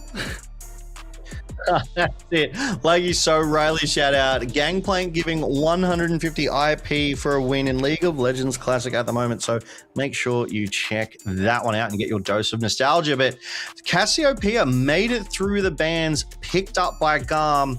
I mean, that almost feels like one of the Thanos Infinity Gauntlet stones on the side of GAM. Like, I feel like Glory is an absolute monster on this Cassiopeia character. I think it's a great first pick. Yeah, I mean, if Cassiopeia is up, you first pick Cassiopeia. This champion can go to, let's say, 2.5 lanes, half a top laner, but definitely 2 lanes. Really strong wherever she does go. Locks down a huge amount of current meta picks. Even Jarvan is rough to play into Cassiopeia. This champion is really strong, and I understand the logic of, well, Cassiopeia doesn't have a dash. You just put the Cataclysm on her. The problem is, when Jarvan's doing his mobility, he can't turn around. As soon as you see the flag and drag, you do the scary face, and he is turning to stone. I love the TLDR there. Flag and drag, scary face, turn to stone. Yeah. But that's it, and then right? you kill it. So far, Cassiopeia exists with the miasma, with the scary face, and DFM have locked in J4 and Akali into this Cassiopeia. That's a fascinating choice here, Carrick. It makes me wonder if they believe that Cassiopeia is going to the mid lane or going to the bot lane. Because if this hover of LeBlanc is telling us anything, that Cass might actually be on Artemis, and LeBlanc might be with Glory in the mid. Yeah, I think I like a LeBlanc pick, but I don't like the LeBlanc pick right now. I'd actually much rather they do pick up this Nautilus here. Just preserve the flexibility. If you lock in LeBlanc, DFM knows where everyone's going. Now they potentially might, I mean, this might just be a hover here to say, oh, what if we stole it away? What if we did? What if we did? They could actually do it. They could pivot Akali to the bot lane. That would be pretty crazy. They're not going to pull the trigger on that. They'll just lock up the Shen. They'll soft ban the Camille. And I think that makes a lot of sense to me. But I really think they could have locked in that LeBlanc as well, right? Because Fisher has played that LeBlanc, so he knows how to play it. Might just not be the best composition to play it into. And then why would you reveal your mid lane when you don't really know GAM's mid lane just yet? Because Cassiopeia can flex. So they simply match Shen for Nautilus with no Camille on the Rift. I kind of do like the Shen. You just slide in front of the Nautilus hook, so you save your AD or potentially AP carry, which remains to be seen here. As at DFM, they've started banning out traditional AD carries. Now, when I see these bans against traditional AD carries come through, Carricks, a little question. Do you think they're banning the AD carries because they think, you know, in this example, Artemis is strong on them? Or do you think they're trying to force Artemis onto mages instead? I think it's a little bit of column A, a little bit of column B. If you can put Artemis off comfort, particularly with the Syndra banned out, I think Syndra has been the mage of choice for a lot of these LCP bot laners. I know that's not necessarily true all around the world, but I just think it is here in this league. It does make a lot of sense. Corki also just does an enormous amount of damage into the team comp of DFM. You have to play close range with these first 3 picks. You have to sort of stand in the minigun. Jhin as well. That's a fake. That's a mage. Like, don't let Jhin mains propagandize you and say, oh, we're the traditional ADCs. We're getting forced out too. No, you're a mage. You just deal physical damage. So Artemis still has a lot of options is what I'm getting to. Yeah, and I mean, Caitlyn is still up. Sivir is still up. Like, to me, Sivir is almost synonymous with Artemis, right? Yeah. Compositionally, I would question its value here, but he could definitely still play it. Nautilus bringing that protection, bringing that engage. Shen obviously able to kind of mitigate some of that engage. It'd be an interesting dynamic as supports in the bot lane, but I like the hover of Hui. Wait, no. Surely, I was going to say...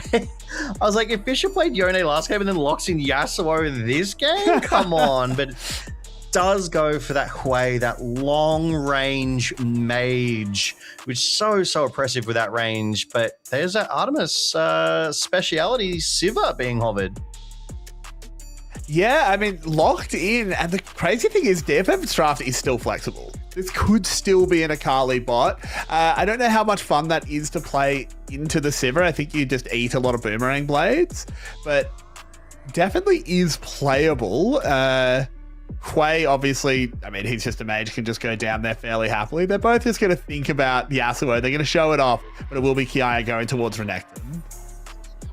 Yeah, I like this Renekton pick. Definitely more of a bruiser style, able to trade heavily, get some great cleave damage, some sustain. So I like this pick. They've got some great frontline for GAM, Renekton, Nautilus, and Vi. The engage coming out of Vi. Obviously not paired up with that Ahri, but still so strong. Vi goes in, put the miasma underneath Vi's target, and you're basically guaranteed a kill there. However, counter to that, DFM have drafted Zahen on the top side for Momo. He's played Zahen once so far this split, didn't win on it, but it's only one game. And with Momo's extra motivation, who knows, he might be able to beat Ki on that Renekton. This is a champion that we have not seen a lot of in general, has fallen out of favor, but in the Renekton matchup still can do very well, is also very well paired with the team. When Jarvan goes in, Zahen can just put that Grim Deliverance on top of them. It's a lot of damage. If you get caught out, if GAM gets caught in an engage, I think 2 of them just explode before they can even really think. Yeah, it's going to be between who can snap, engage, and execute on that snap better. Right? If DFM pull the trigger first and they're able to execute, get on the back line, take somebody out, Artemis or Glory, then they should be able to win through the fight. But the same can be said for GAM in the face of Detonation, Focus, me as well here. Is both of these teams, they're getting ready for our second game of the night. And don't they look resplendent in their jerseys? GAM with that gold and black jersey. It's so striking, Carrots. Yeah, GAM has always had crazy drip. Whoever does GAM's like jersey designs, I hope they get a raise or something. TK, treat them well because they have done good work. You absolutely sent me there with the crazy drip comment, but we are here on Summoner's Rift for Game 2 of tonight's Best of 5 series between DFM and GAM Esports. Now, as a reminder, this is an elimination Best of 5. You lose here tonight, you are out of the LCP Split 3. We say goodbye to you, but if you are DFM, you are also going to go to the promotion relegation at the end of the split. As Taki and Artemis to start the trading early here. Yeah, they're just, doing the level 1 thing. Of course, Hui is a little bit sad at level 1. He's very limited on what is otherwise an incredibly expansive kit. Glory as well, just using that range advantage, able to get level 2, punish Fisher a little bit. And this is what you would expect. And Glory was actually able to solo kill Faker at EWC on Cassiopeia. So he's definitely capable. He's definitely confident on that champion. Did have the level advantage, does have the range advantage. So Fisher, I think, is going to have a hard time in that mid lane, especially early, until he sort of starts to get that first item and really be able to punish any aggression coming out of Glory. But we take a quick look at those junglers. Drakthar on GAM's bot side, Citrus on DFM's top side, which will be spotted out. There is a nice cheeky little ward there for DFM. So, yeah, nice. As Glory just continues to chip away at Fisher, you like to see it. 2.5 minutes before the first Drake of the game. And CS, I mean, Kiaya's running away with the CS right now, but the wave is pushed up. Momo will catch up. Yeah, it should be fine. We'll just be able to catch it. Renekton gets Prio early as Glory just walks away from what would have just been a Q from Fisher, as Fisher had the tag ready to leave. Always an interesting matchup watching these Akalis, how they manage the melee disadvantage into range. It never actually looks like much of a disadvantage when Akali is doing it. But also, Akali's been my permaban for the last 3 years, so I wouldn't know. GAM's Taki here, though, on the early roam. Okay. Yeah, just getting a little... Forcing Fisher back, making sure this wave stays in a really good spot here for Glory. Just investing a little bit of that tempo, investing a roam into making sure his Cassiopeia is happy. And now they're set up for a potential contest on this scuttle. Oh. The teleport from Fisher. This is just his get back to lane TP, just used at a different angle. Yeah, but still, like, 4 members of DFM were in the area responding to GAM. They absolutely wanted to get this Scuttle Crab over for Fisher, valuing it. They didn't want him to lose XP. Ward will spot him out. Taki just standing there, just farming aura right now, being like, what? What of it? I know you're there. Come at me, bro. And you won't. As we do see on the top side, Kiaya definitely having the health bar advantage over Momo, but it's not like Momo isn't without healing and sustain tools as well. Great knock up onto Kiaya. Yeah. Needs to be a little bit careful. Does have a Cull the Weak to heal himself back up. Would love to hit Momo with it as well. You can see the regen from those pots. There you go, Kiaya will be happy about that. But Momo playing it really well. Gets a lovely trade. Kiaya will stick around because he is Renekton. He is able to ride the lightning a little bit. And now he'll go back, take his reset and TP. Yeah, I was worried for Kiaya. I was watching the minimap being like, where is Citrus? But Citrus was nowhere to be found. So Kiaya played that well. He's TPing back to lane with the wave, like, still very close to Momo's turret. So in a great position there. Both of them picking up some anti-heal as well. Neither of them wanting to let the other use their sustain, use their healing. So gotta have a little laugh at that one because it's the right items. You should absolutely be getting that. The first Drake of the game is up now, and Drakthar is already there. That is such an early Drake take for the LCP in this split carrots. We're used to seeing them so much later. Yeah, I mean, I like it out of Drakthar. Just get onto it immediately. You know you have the Prio. Kiaya sees Citrus, is able to position himself safely, but does need to be careful.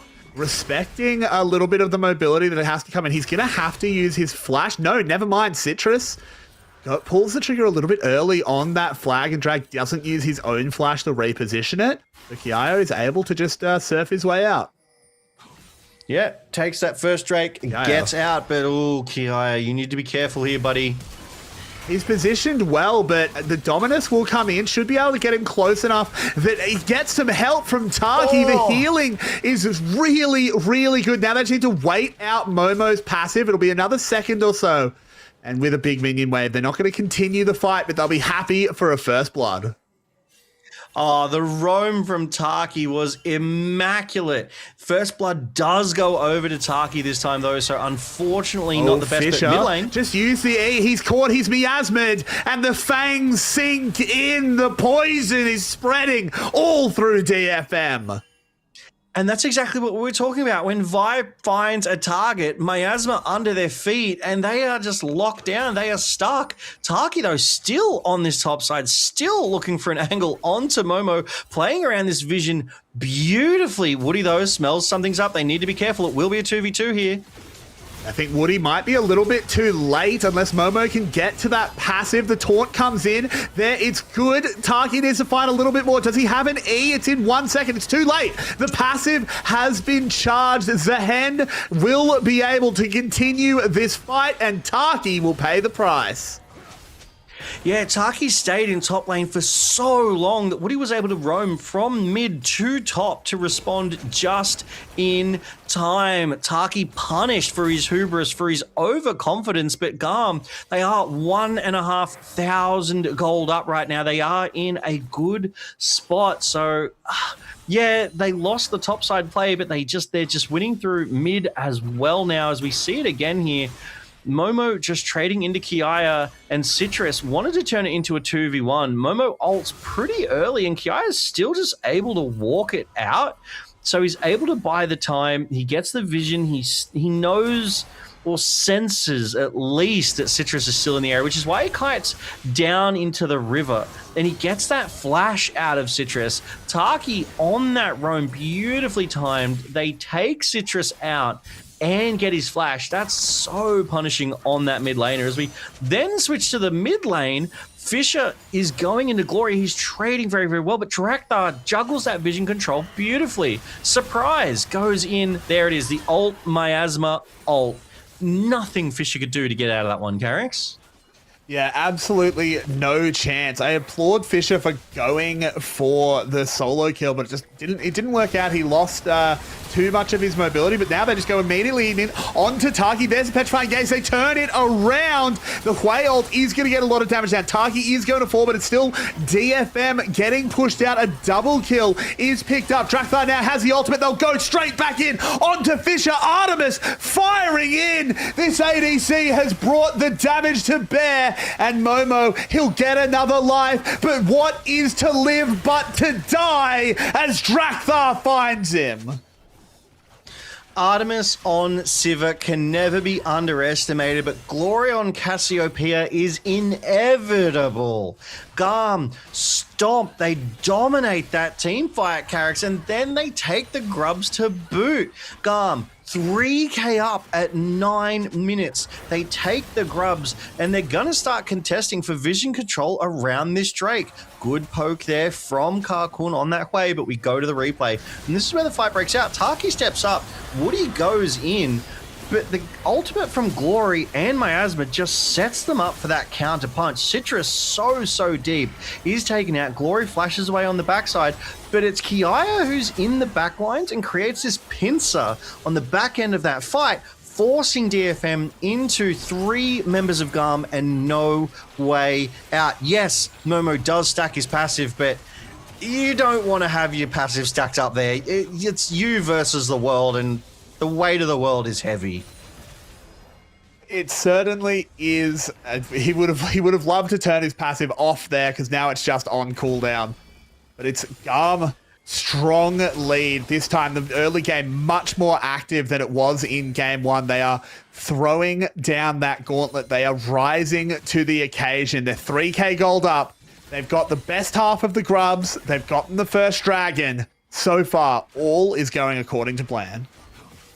Yeah, and I mean, speaking of plans, the next Drake is up in 4 seconds time, and we see Drakthar on that bot side. Pings coming down from DFM. They know that Drakthar is in the area. They know that the jungler will be going for the jungle objective. They're clearing out these wards, but Drakthar does have Glory at his back, so is moving forward comfortably, is moving forward confidently. We do see on the bot side, Karkun and Woody are there to respond if anything happens, but good top side. But it's just getting priority. It's just getting vision control right now.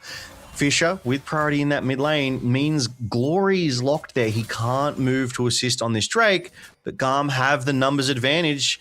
DFM, they need to be careful here, Carrix. They do need to be very, very careful. There is a GAM in the brush, and they don't want to give up this dragon. I think they do want to contest it. Drakthar is here, could just go for a smite. This DFM, they drag it out. They give themselves just a little bit more space. I think GAM is going to give up the dragon and just take the fight. Based on Drakthar's positioning, can Vaultbreaker over the wall, goes immediately in, and there it is. The smites are not great, but it isn't going over to DFM in the end. The first kill is immediately there. It is Glory going down. The Cassiopeia removed from the fight. The top laners didn't arrive. Looks like the teleport was cancelled by Momo, so Kiaya never gets there. Yeah, Kiaya's TP looks very much on cooldown. Momo's was as well, so neither of these top laners able to enter that fight. But what started out off the back of GAM pulling the trigger on that fight ended not disastrously, but in favor of DFM. They are able to take Glory out. As we take a look at this one again, TP coming in that backside there. So we do see Glory arrive. Glory runs straight in, hits with the ultimate too, and just is hard targeted. DFM see Glory and they turn. The Cataclysm traps that Cassiopeia, and there's nothing GAM can do to save their mid laner. At best, it's a fighting retreat. Great turn from DFM as they also get that Drake. However, GAM is still up 3k gold. Momo might be found. Yeah, really good buffer of the Grim Deliverance there. Will be able to get away. Glory not quite fast enough, not quite doing enough damage. If that happens again in 5 or so minutes, this Cassiopeia will be picking up kills, but not this time. Kiaya gets some alone time with the tower as well, get himself some gold. So as much as that dragon fight didn't go the way they wanted, GAM are still running the map. Yeah, they're still very much in control. Everything else is going their way. They have strong gold leads in every single lane. Kiaya, 50 CS up over Momo, is, dare I say, dominating him there. 2 levels up as well. So GAM, they're scaling across the rift. The level 2 ultimate unlocked for Kiaya on that Renekton ult. Fisher trying to make it happen. A good flash, perfectly timed to get away from the Cataclysm. Glory will be safe, but it's a big resource gone for a potential fight that could brew around one of these towers or around that next dragon. Yeah, Rift Herald up in a minute, Dragon up in 3 minutes, Flash cooldown 5 minutes, so Glory is not going to have that Flash for the next major objective. Woody recalling a little confidently, trying to, I think, bait something out of GAM here because there's more members of DFM than there is of GAM, but they've stuck around. Citrus recalled, gets his Sundered Sky and is racing back out to this top side where GAM is sieging right now. It will be interesting if DFM want to commit more resources because we do see Karkun still in that mid lane. But the top laners, well, they're just biffing in the bot lane. Yeah. They're just scrapping. They're just doing the side lane thing. This is a top laner's happy place. You go up, you kill a bunch of minions, and you get to touch your other laner. That's what we love to do. As Citrus running forward, has the Stand United on top of him. Woody called in. I think Taki was going to be the sacrifice, but Drakthar arrives just in time. Can Glory kite this one out? Glory cannot. It's a 1-for-1 at the moment as Karkun arrives as well. Artemis is here, whipping that damage across the team, but he can't run through the despair. Ooh, had to play it very, very close around a lot of this way. Damage, the ticking. Karkun flashes forward and finds the shutdown. Good job there by DFM. They're hunting Drakthar. Drakthar has to flash and Vault Break away. GAM, they lose their feet. Yeah, a 2-for-1, so not the worst possible outcome, but it also gives the Rift Herald over to DFM. I dare say that's the real loss here, because now that's going to let DFM crack open some of these turrets that are still standing and break the map open as Tana comes through with the coach comms for the 3rd time for DFM. That will be his 3rd and last. As a reminder, they get 45 seconds per one of those. As we see this replay again, Fisher's already chunked Glory so nicely nicely here. And DFM, they're in a 2v2. They bring Woody in the Stand United for that extra protection. And it's a 3v3, but Glory just takes all the aggro from DFM here. Glory and Fisher go down at the same time.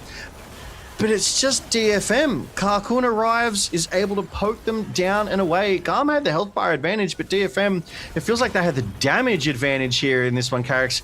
Clipping Artemis, I dare say this flash forward was absolutely worth it. Yeah, I think they'll take that one for sure. But as we return to live, we are 10 seconds away from the Dragon. The Scuttler has gone over to DFM, so they will have undeniable vision as this setup and as this fight plays out. GAM do have inside track, though. Able to play both the mid-wave and the river with no real risk to anyone that wants to rotate over. As, yeah, this could go for a little fly. Vision in the pit itself cleared out. Fisher is spotted. Glory needs to be really careful. You don't want to be on top of this Akali.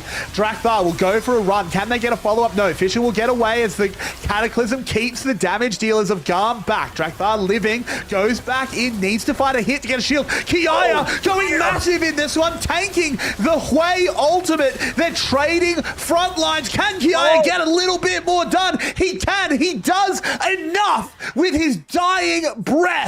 They win the fight. They'll get the objective. Kiaya was 1v4 in the backlines of DFM. There was nothing they could do to stop that reptile from ripping them apart. Yeah, they drop the Rifttail. They get a couple of plates, but that will be all she wrote as another Drake goes over to GAM and they extend their gold lead to 5,000 over DFM. And we see it here again. GAM are just walking down the river. They're on, 4 members are just on top of Fisher.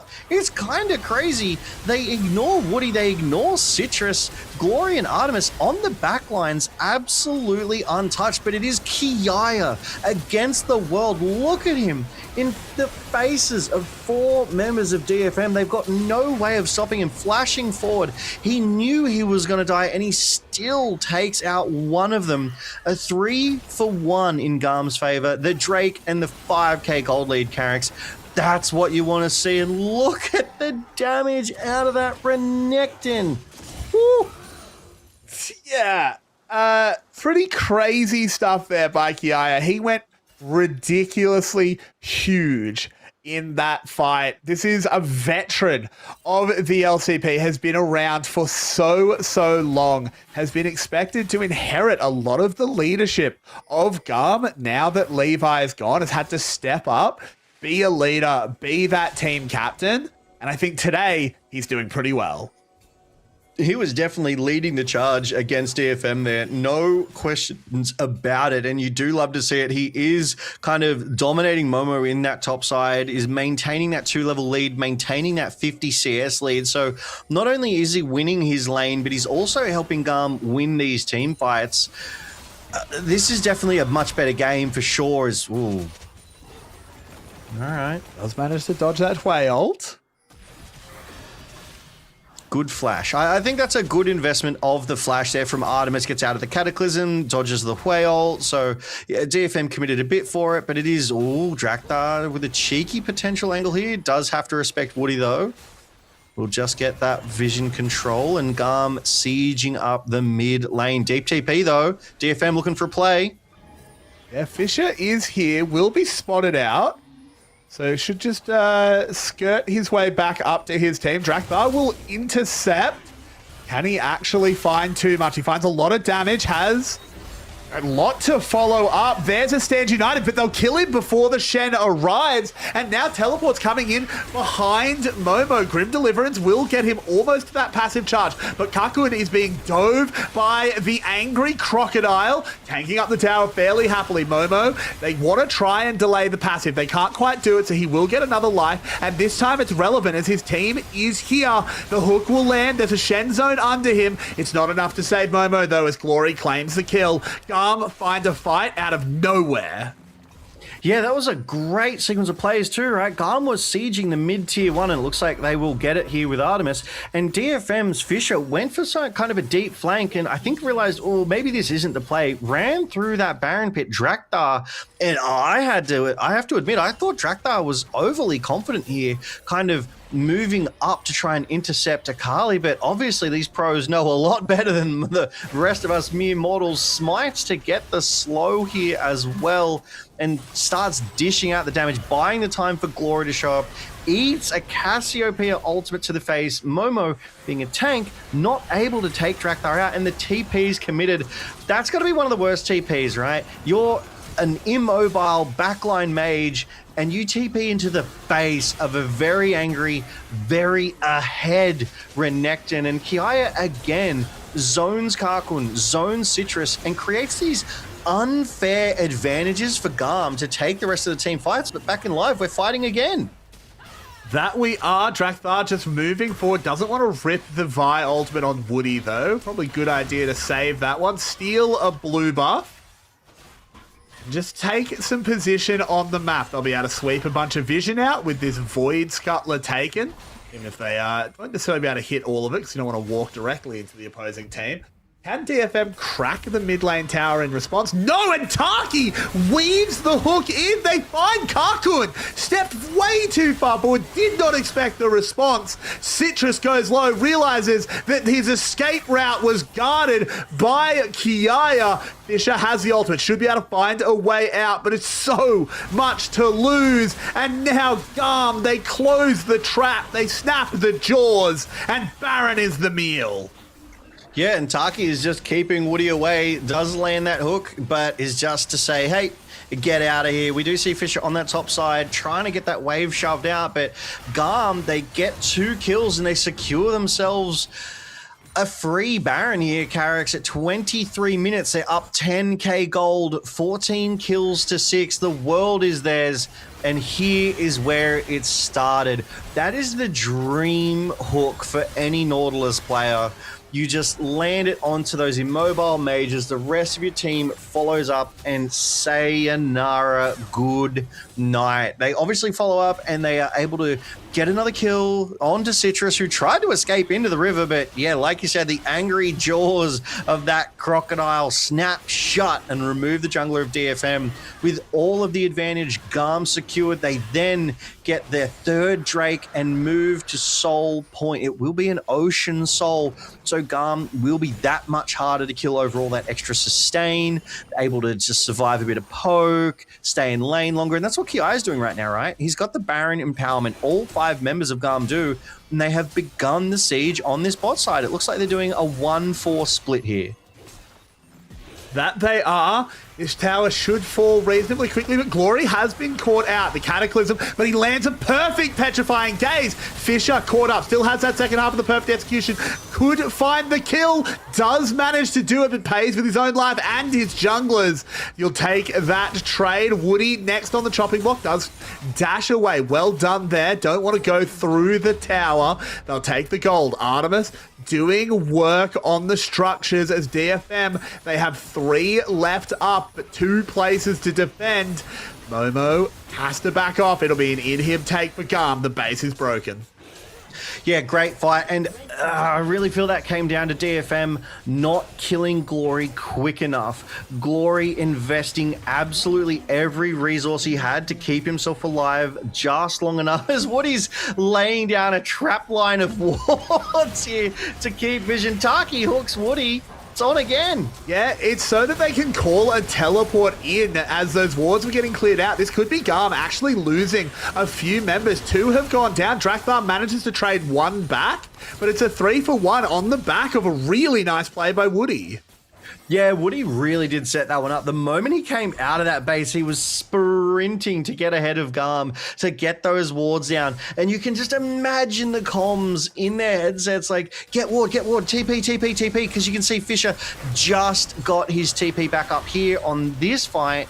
Glory getting that ult onto Fisher is fancy footwork in the face of 3 members of DFM, both perfect executions having to come out of Fisher there to finally take him down. But the damage was done. It was a 2-for-1 GAM with all of the advantage. Keep pushing and sieging. Now, they've only got Artemis with that Baron empowerment that just fell off. So I would say it was a good push. They got the inhibitor turret. They got the inhibitor.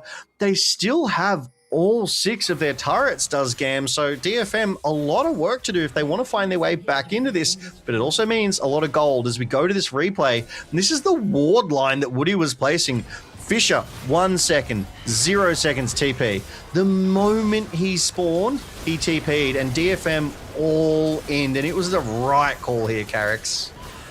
Yeah, exactly. This was GAM just going that little bit too far, not realizing that those TPs were going to come in behind, so they lose just a little bit of their lead. But, I mean, some drown while others die of thirst, I suppose, as they are still 11,000 gold ahead. Hey, I think I saw you say that on Twitter today to someone who got some really sick Riftbound pulls. Hey, man, don't expose me for not being original, like...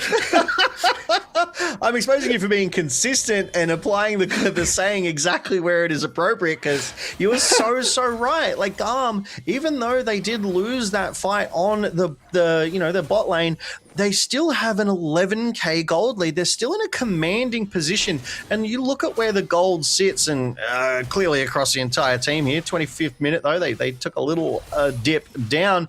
But there is serious gold advantages in every single lane. Kiaya 2k, Drakthar 2.5, Glory nearly 2, Artemis nearly 4 at 5, 1, and 7. Almost every single one of these lanes is a winning condition for GAM.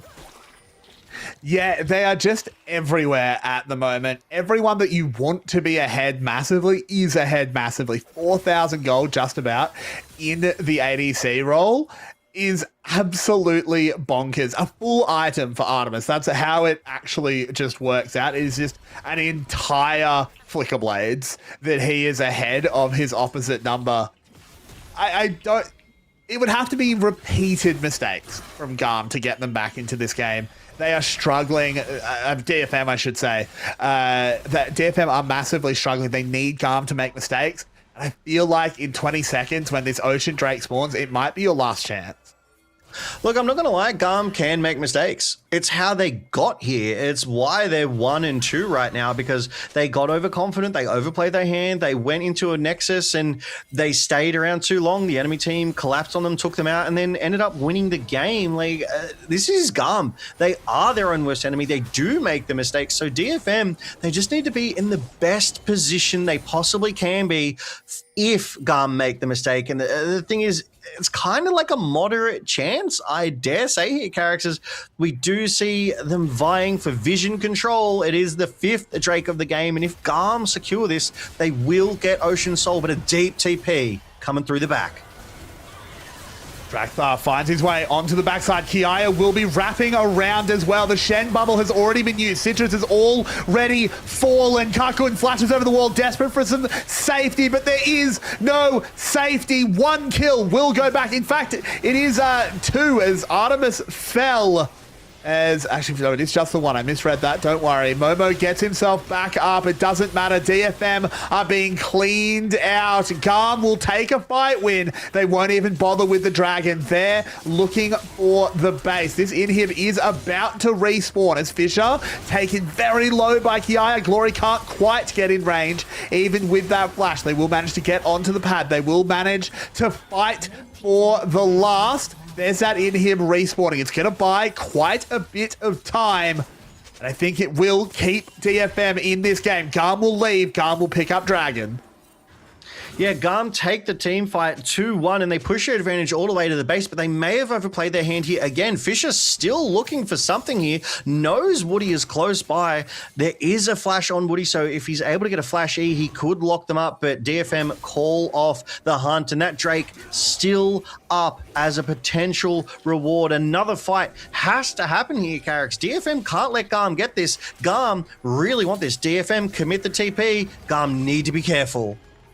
GAM still have all of their ultimates up. They've all come back. Glory is locked in the rage cage, but look at the damage! Look at the petrifying gaze! That is the scariest face. Stun 3. They blow up the dive line from DFM. Momo goes down. It is Karkun and Woody against the world, and Karkun can't hold the weight. GAM are basically saying, we really just don't want to take Seoul. Just let us have the game as they run this one in. Yeah, it'll be 1 versus 5 in nearly an ace for another 20 seconds here. Surely, Glory stopwatched under turret here. Like, what is he doing here? Trying to get Woody. Like, but GAM, they've got an angle on this bot side. They collapse onto Woody here, Carrix, and surely GAM will take the game from here.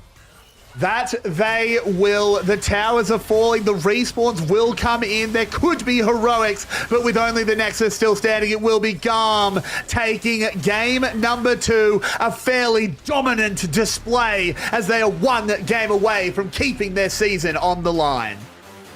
Yeah, GAM go to match point. They've taken the first 2 games of tonight's best of 5 series against the LJL's DFM, and they are in a fantastic position to keep their split alive here, Carrix. It will be up to Detonation Focus Me to pull something out of their pockets to stand up to GAM in this game 3 that we'll find ourselves in soon enough. And if they can't, if DFM lose here, they're knocked out and they will go to that promo relegation in the back end of the season once we are finished. But this was a different GAM we saw here, Carrix. They were in control from the start. There were a couple of little whoopsies, but they weren't big enough to really change the game. No, they weren't. They were just little slips on the road to greatness, but the death warrant had already been signed. So now DFM, they've got to hold together. You still have a life. You've still got 1 more because a loss here is so disastrous. Yeah, and I mean, you look at this, 36 kills. This was an absolute bloodbath, which you called in the draft too. 36 kills in 31 minutes, more than a kill a minute. It was like 15k gold difference, not a single turret taken by DFM. So GAM were just able to hold on to almost every objective. And for me, yeah, Glory played well, Artemis played good, but I really feel like Kiaya was the MVP of this match for me, Carrix. He created space, he bought time, he very nearly 1v4'd. He was just everywhere doing everything, and in some fights he led the way in damage as well. He is the captain that GAM needs him to be right now. 100%. He found incredible flanks. He was absolutely everywhere. There was just no way for DFM to really maintain their battle lines with how relentless Kiaya was just constantly breaking it open. Karkun had very, very low impact on the game because he was just constantly getting dove by Kiaya. He's in a mobile way. He can't do anything. And if DFM, this comp needed to all go at once, they needed to be able to work together, and GAM just didn't let them. Yeah, exactly. Like, GAM just kept tearing apart DFM's game plans. Yeah, DFM, they were able to get in some good positions, they were able to move as a team, but then Kiaya would get a deep flank angle, or he would literally dive in the face of 4 and just buy time, buy space for the rest of GAM to just close the job out. Here is where I was concerned Drakthar went a little too far, but he absolutely proved me wrong. You love to see it. Glory was hot on his heels, and they could have backed away here, but they called in the TP. They pincered Momo. They forced him to commit into 4 members of GAM, and Kiaya 1v2s under tower, and he liked those odds. He was like, yep, I'm going to repel you from the rest of my team. It's going to be an unfair fight back here. And the thing is, 4 members of DFM were right there. But the other 3 were just like, we're going to let Momo die and back away because we're scared of GAM. I did like what Woody did here, though, Carrix. Yeah, this was the one bright spot for DFM. They just catch GAM being a little bit too cocky. Yeah, some good TPs in and pick up kills, but like, frankly, I think they went from a 12,000 gold lead to a 10,000 gold lead at that play. And I mean, I guess that's an improvement, but 10,000 gold is 10,000 gold. So it wasn't enough, unfortunately. Well, what do they say? I think it's in Fast and the Furious or something. Whether you win by an inch or a mile, winning's winning. And I mean, GAM, they had an inch and they had a mile, and they absolutely ran away with that game too here, Carrickson. I mean, I love the timing of it. I was like, oh, you know, we were saying if they make a mistake, if GAM makes a mistake, DFM could find a way back in. And once again, I think GAM were tuned into the stream because they were like, nah, we end here. We end now. It was really good. Yeah, exactly. So now DFM has a lot to talk about in the break. Can they find anything? Is there a draft cooked up? Well, we will find out in Game 3 right after this break, because here in the LCP, we're made for this.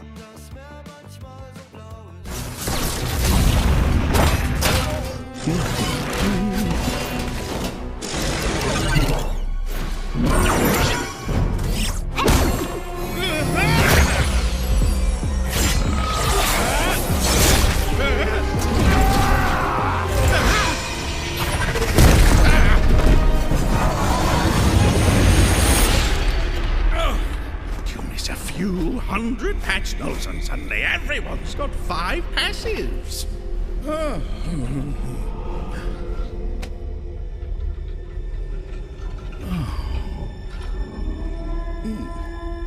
Is that...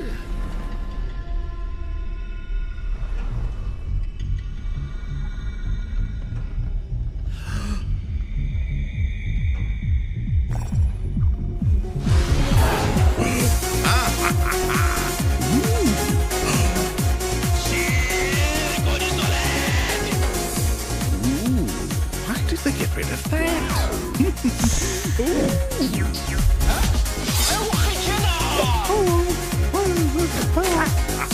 Tons of damage.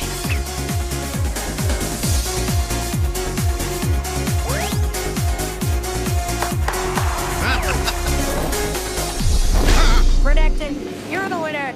I'm not sure where to put the microphone, but what went into making this costume? How long did it take? I'm French. French. I'm French. Oh, he's French. Oh. Hello again.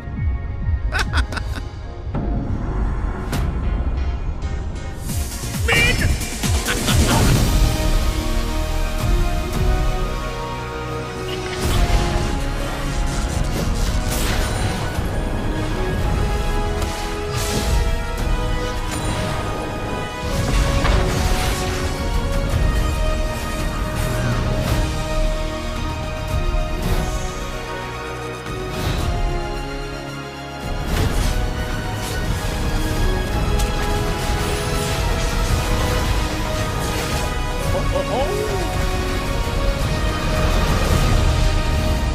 Welcome back, summoners.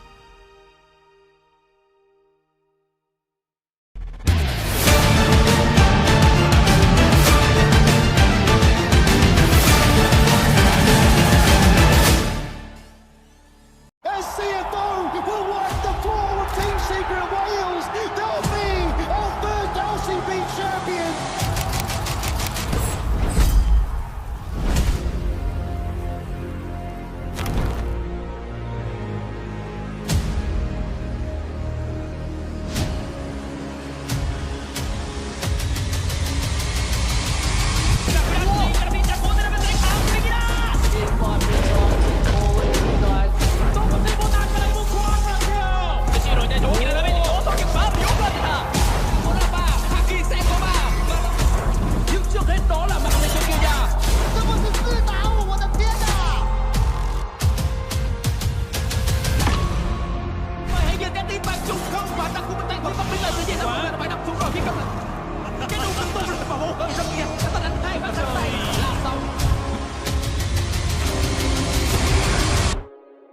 Thì tụi em sẽ tới đó và chứng minh.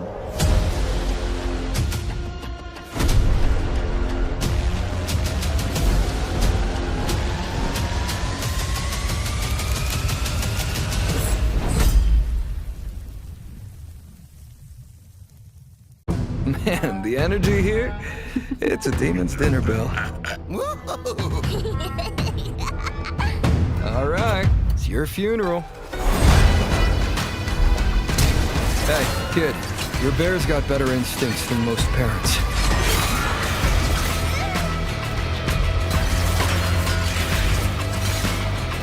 Say your prayers. It's me, the consequence of your actions.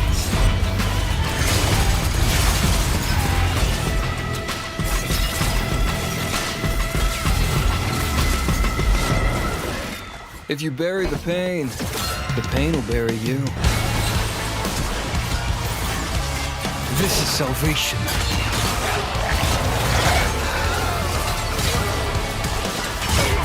A moment of silence for the recently departed.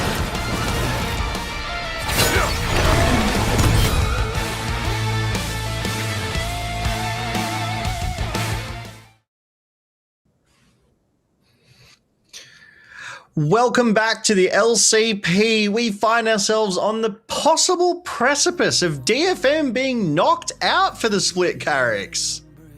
Yeah, one more big win from GAM would do it.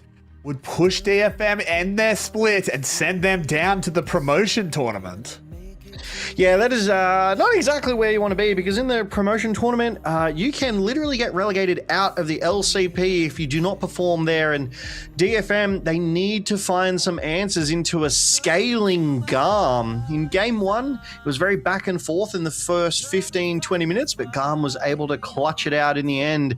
Game two, GAM, they kind of just had the lead from the start and they never really let it go. So if they're able to bring that energy back for game three, then it'll be difficult to see what DFM can do to answer. However, a lot of strong tools from GAM have been taken away.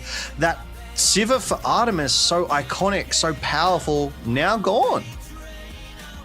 Yeah, exactly. They are going to be a little bit pushed in the champion pool. It is only game 3 of Fearless, so there is still plenty to play. Maybe Syndra avoids a ban this game. Maybe that is where Artemis goes on one of those majors. With Ezreal gone, Jhin is still available as well. Could see that in the bot lane. Yeah, we did see some hovers over LeBlanc too, so who knows, maybe we'll get some spicy tech here in this game 3, because let's call it what it is, Carricks. This is DFM's last chance. They have to do something here and now to stay in the league.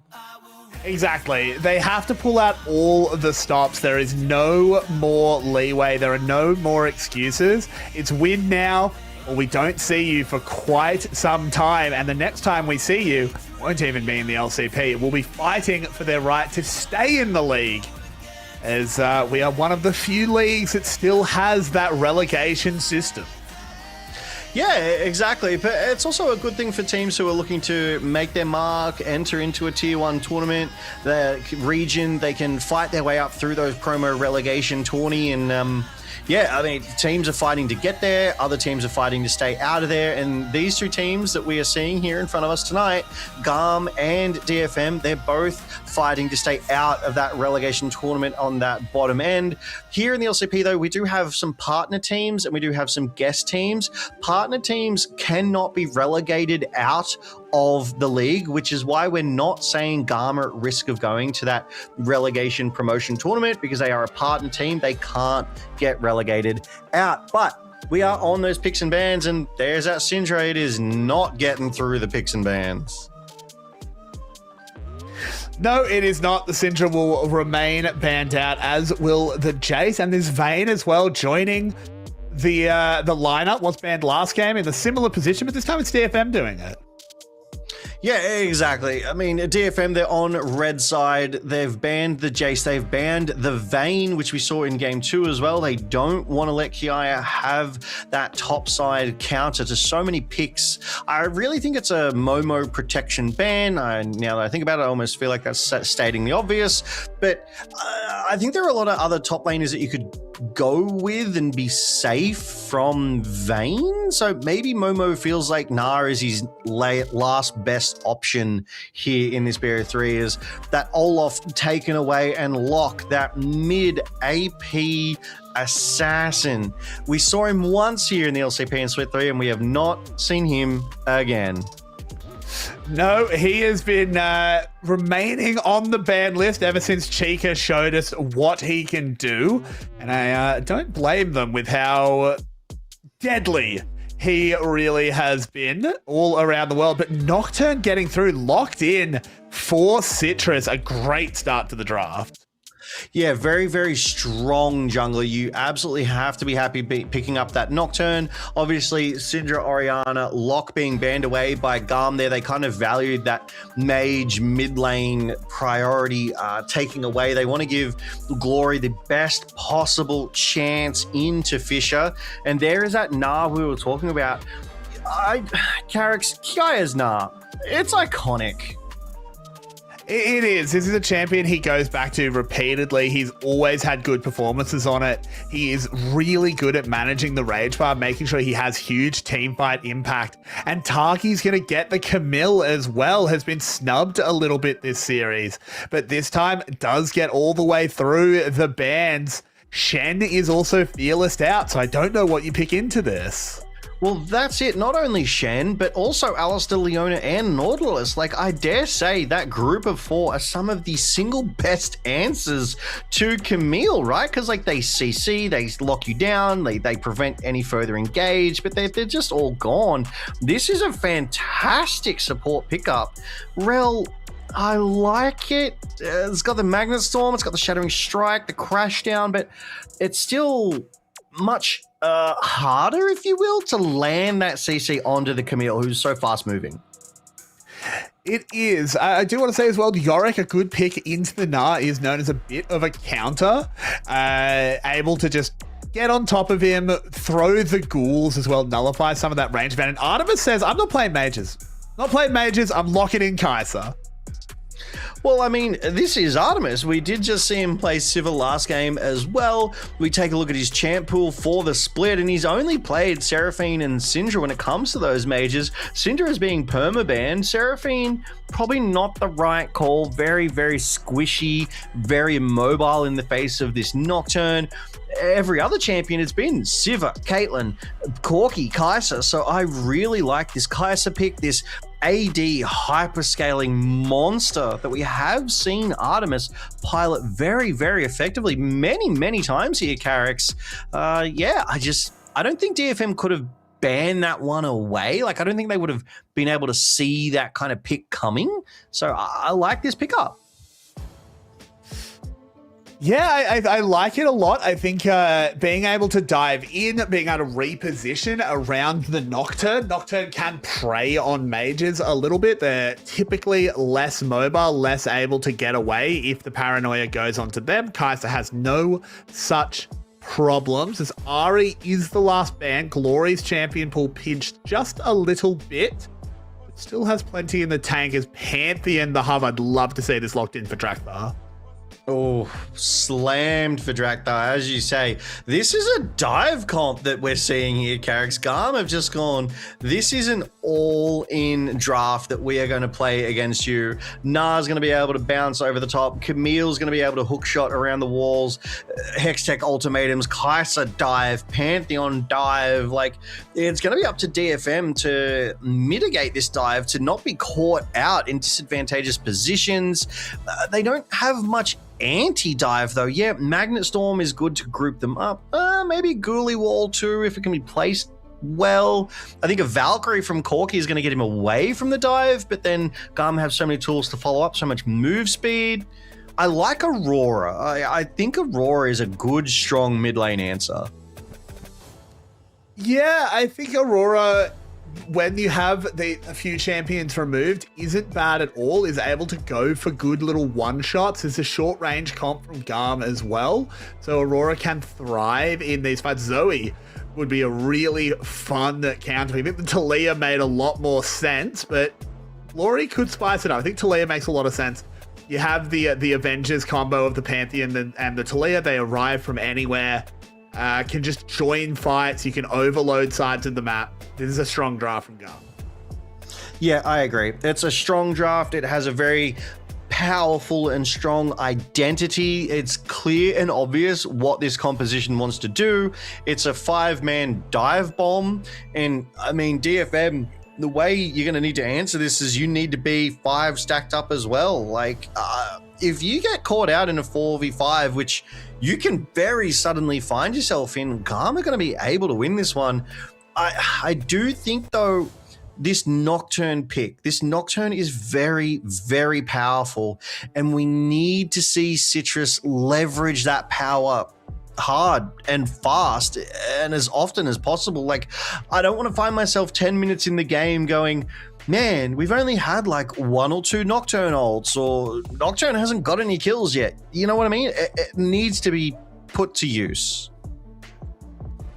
Yeah, 100%. It is on Citrus to get things together, to get things going, as the DFM faithful are still hopeful. I mean, and so they should be, right? I mean, DFM beat SHG, and, you know, SHG, they're no longer here in the LCP for this split. They're going to go home and rest and recuperate and doubtlessly train and practice for Split 1 2027. But enough of the future, because we are here and now. We're on Summoner's Rift for Game 3 of tonight's Best of 5 series between DFM of the LJL and GAM of the VCFs. And the stakes could not be higher. If DFM lose this third game, they are knocked out of Split 3 and they go to that relegation tournament after the split is done and potentially leave the LCP. So they must find something. Exactly. It is cows in space level of stakes.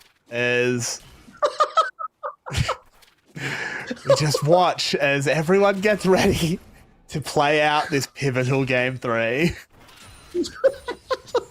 That's out there. He's just, I've never heard that. That's fantastic. I've got to compose myself. Oh man. But we take a look at the junglers, and they have started on both of the top sides of their respective jungles. And one thing that you've mentioned a few times, and we've seen across the regions, is that Nocturne is not to be underestimated in the early stages of the game. He's actually surprisingly strong in that sort of 1v1 trade, as GAM are first to level 2 on this bot side, and they are utilizing it. They're being aggressive with the Lee Sin of supports, Camille. Yeah, exactly. Taki just able to just find damage, constantly use that passive to make sure that the trade back is non-existent, as GAM just get full prio on the bot wave. That is exactly what you want. That is where you need to be, as Glory forced to take a recall in the face of Fisher's poke damage there. Will miss some of that wave, I believe, if we can go back to the mid lane, which will give Fisher some CS, some experience advantage. So a great utilization of that poke power is up. Taki's on the roam, will spot out Citrus on that blue buff, getting some critical information there for GAM. Yeah, does know he's there. Could just lie in wait. I think they're going to try and set up around the Scuttle Crab, try and angle to get a double crab for Drakthar. If they can just hold DFM into this Tribush. I don't think you want to walk into a Pantheon with passive stacked up. You don't have mid lane priority. Citrus just has to surrender this. It's a big blow, though, losing both of these crabs. Yeah, Woody missing that Shattering Strike. DFM seemed to make that decision right there, right then, because they had no engage tool. Bit of mid lane trading here, though. Drakthar finds his way in. Fisher has to burn the flash. Yep. Ooh, and smart move there. Just want to point it out. Momo took the crab. Or is it just water? I can't tell. It's just water. Never mind. It's just water. we saw something there. I was like, ooh, okay, cool. But yeah, unfortunately, Momo and Kiaya, they kind of met in the middle there. Kiaya nearly 10 CS up over Momo. Drakthar first to this Scuttle Crab, though, does take it. So double scuttles over to Drakthar. Citrus, though, looking in the forest of GAM. Jungle, sorry. I don't know why I said forest. Drakthar has started up the Gromp. Citrus lurking in wait.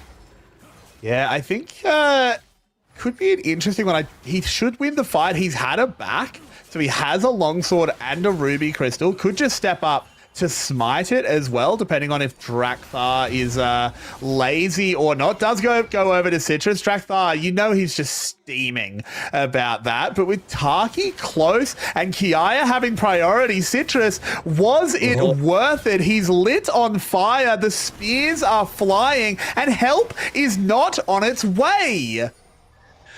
Yeah, I mean, Citrus with the patient play in the jungle did great. Smite got the Gromp, punished Drakthar, but then GAM collapsed immediately.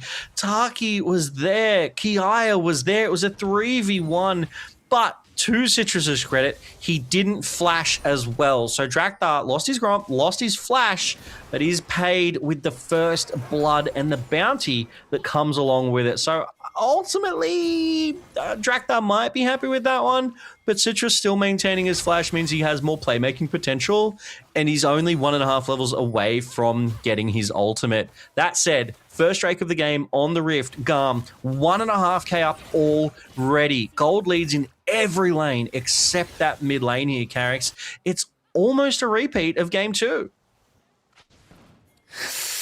Yeah, exactly. It does look a little bit familiar as Taki is not catchable, is just always safe over the wall on that Camille. Has a Pantheon on this side. That still doesn't have level 6 though. Neither of these junglers do. Yeah, we do. They just reset. Yeah, Taki wanted to try and hold that wave for Artemis, but DFM read the play. They're like, no, we're going to shove this wave in. We're going to try and make Artemis miss some of that CS, miss some of that gold, but well played there by both sides as the poke from Fisher is landing on Glory here in this mid lane, seemingly consistently. I really feel like Fisher could be the win con for DFM. I know it's only 6 minutes in, but he keeps getting the better of Glory here in this early game.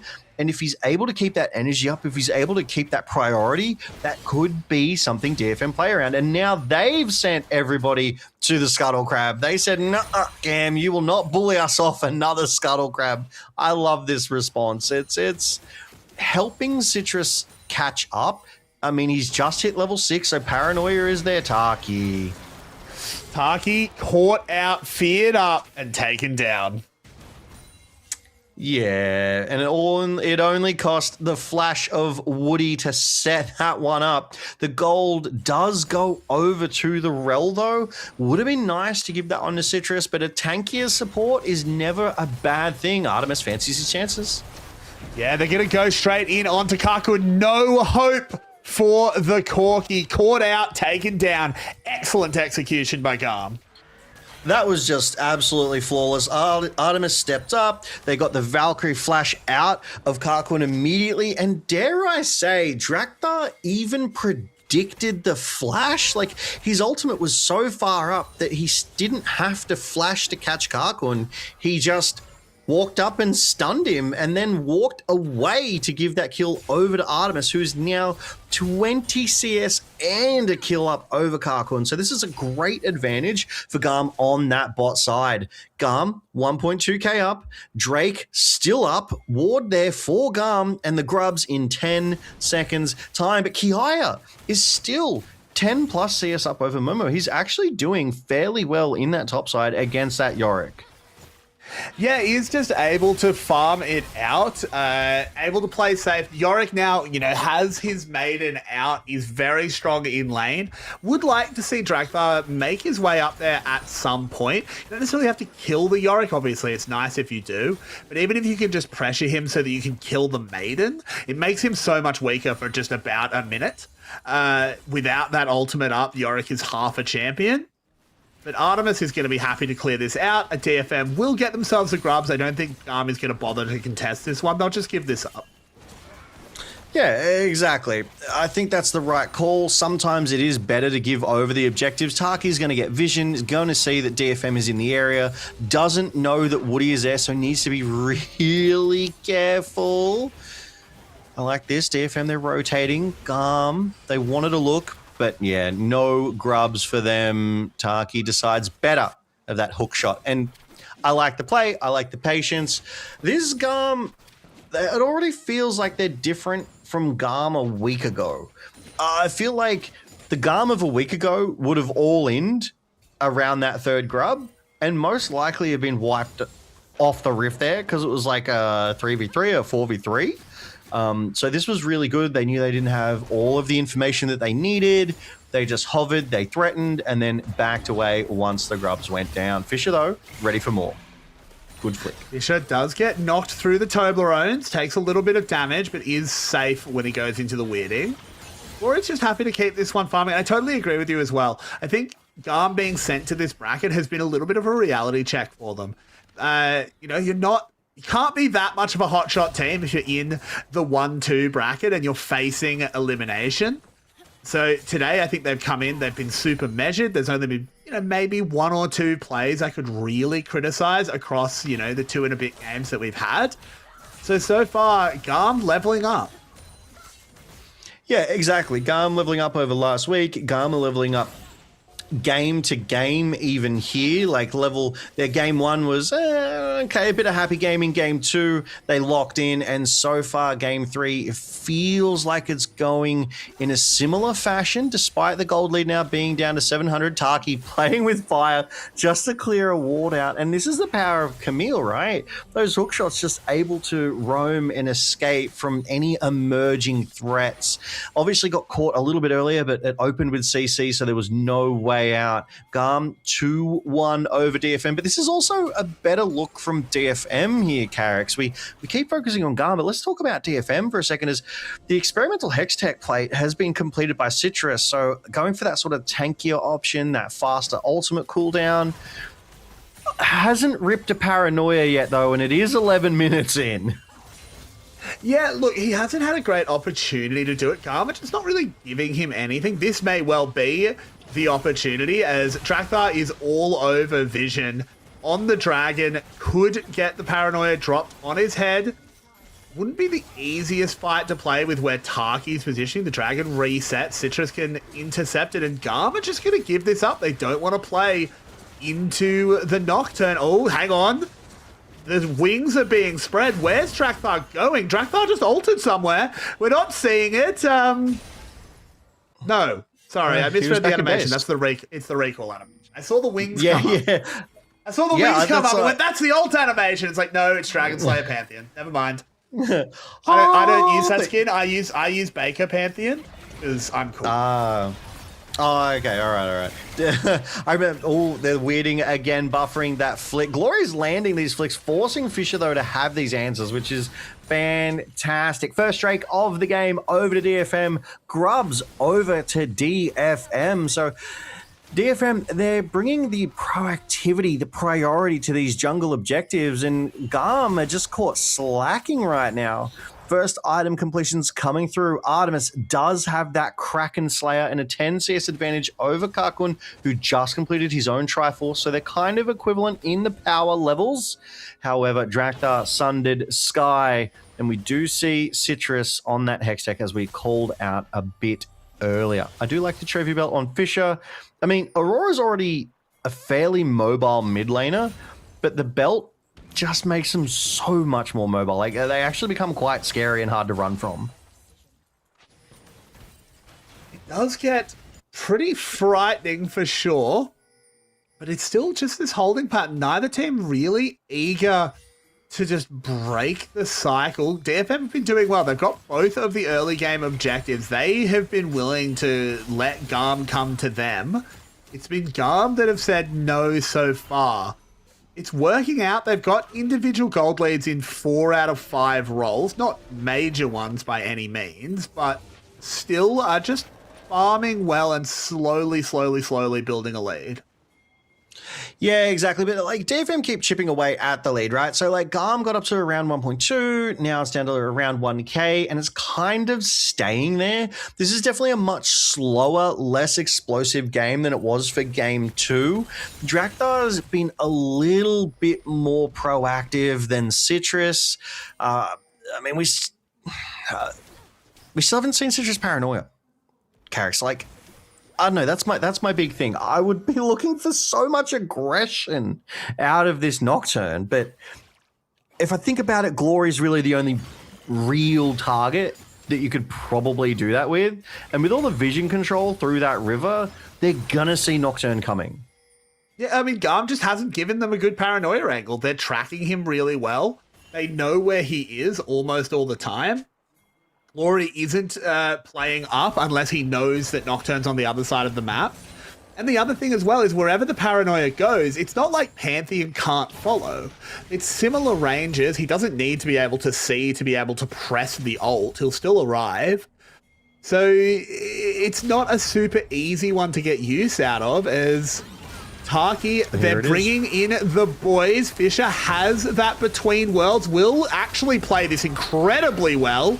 Woody arrives as well, means that Draktar probably just going to be sacrificed. A great play by DFM.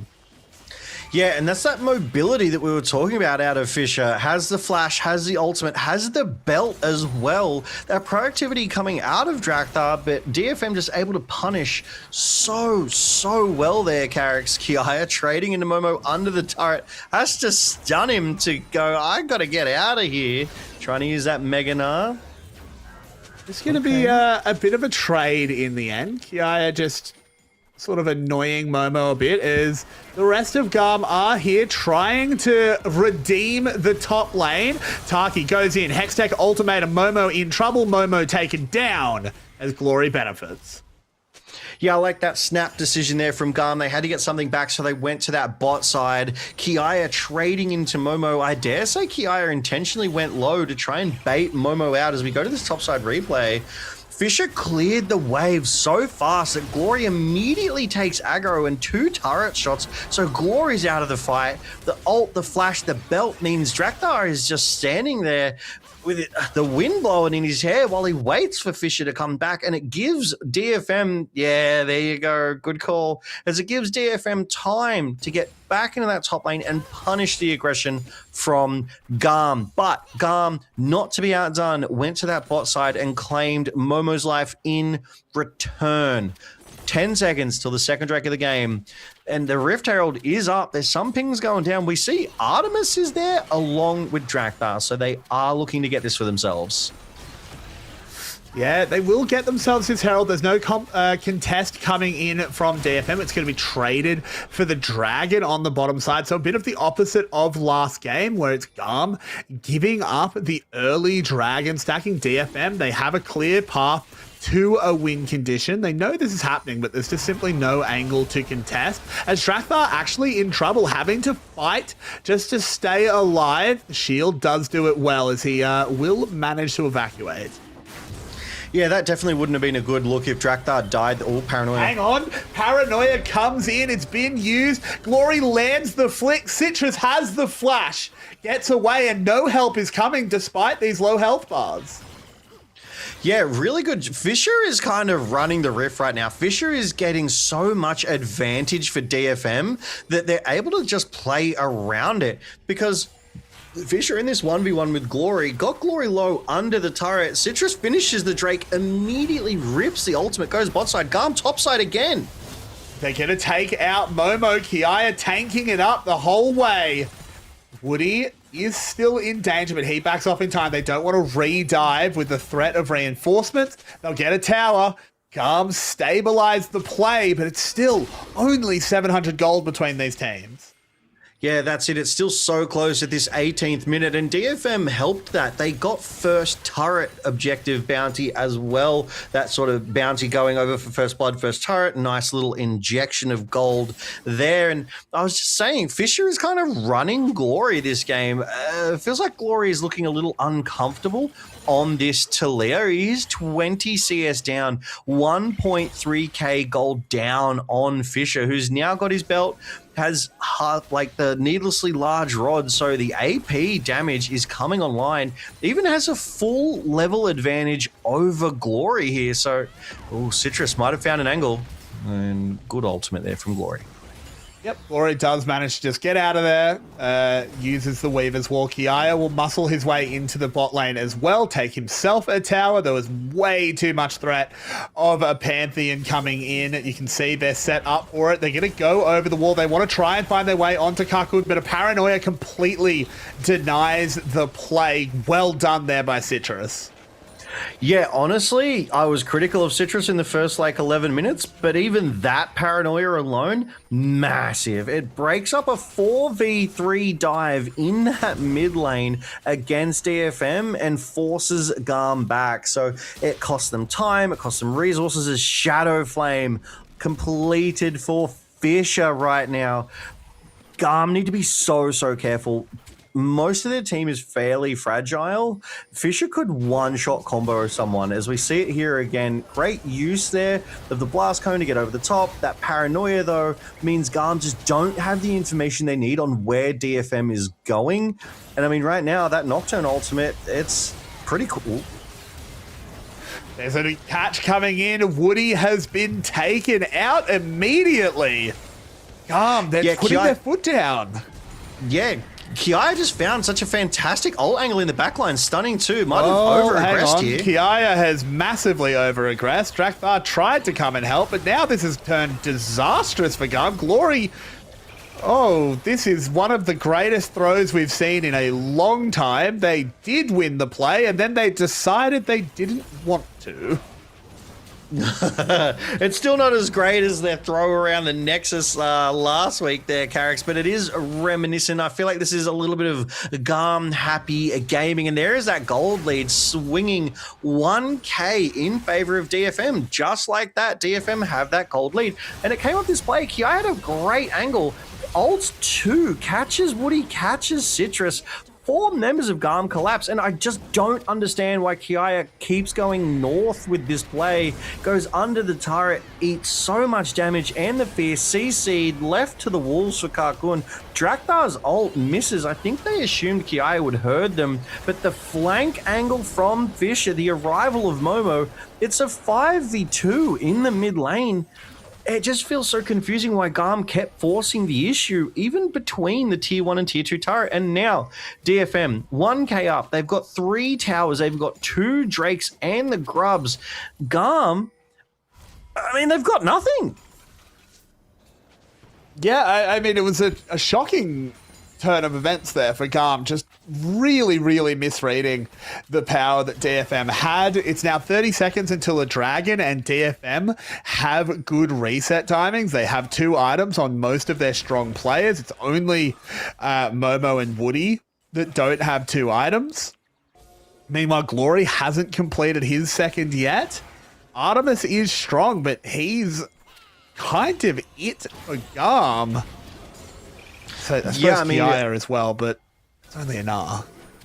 Yeah, you look at the gold advantages over on DFM. It's their jungle and their mid laner, arguably 2 of the most impactful players that they have here.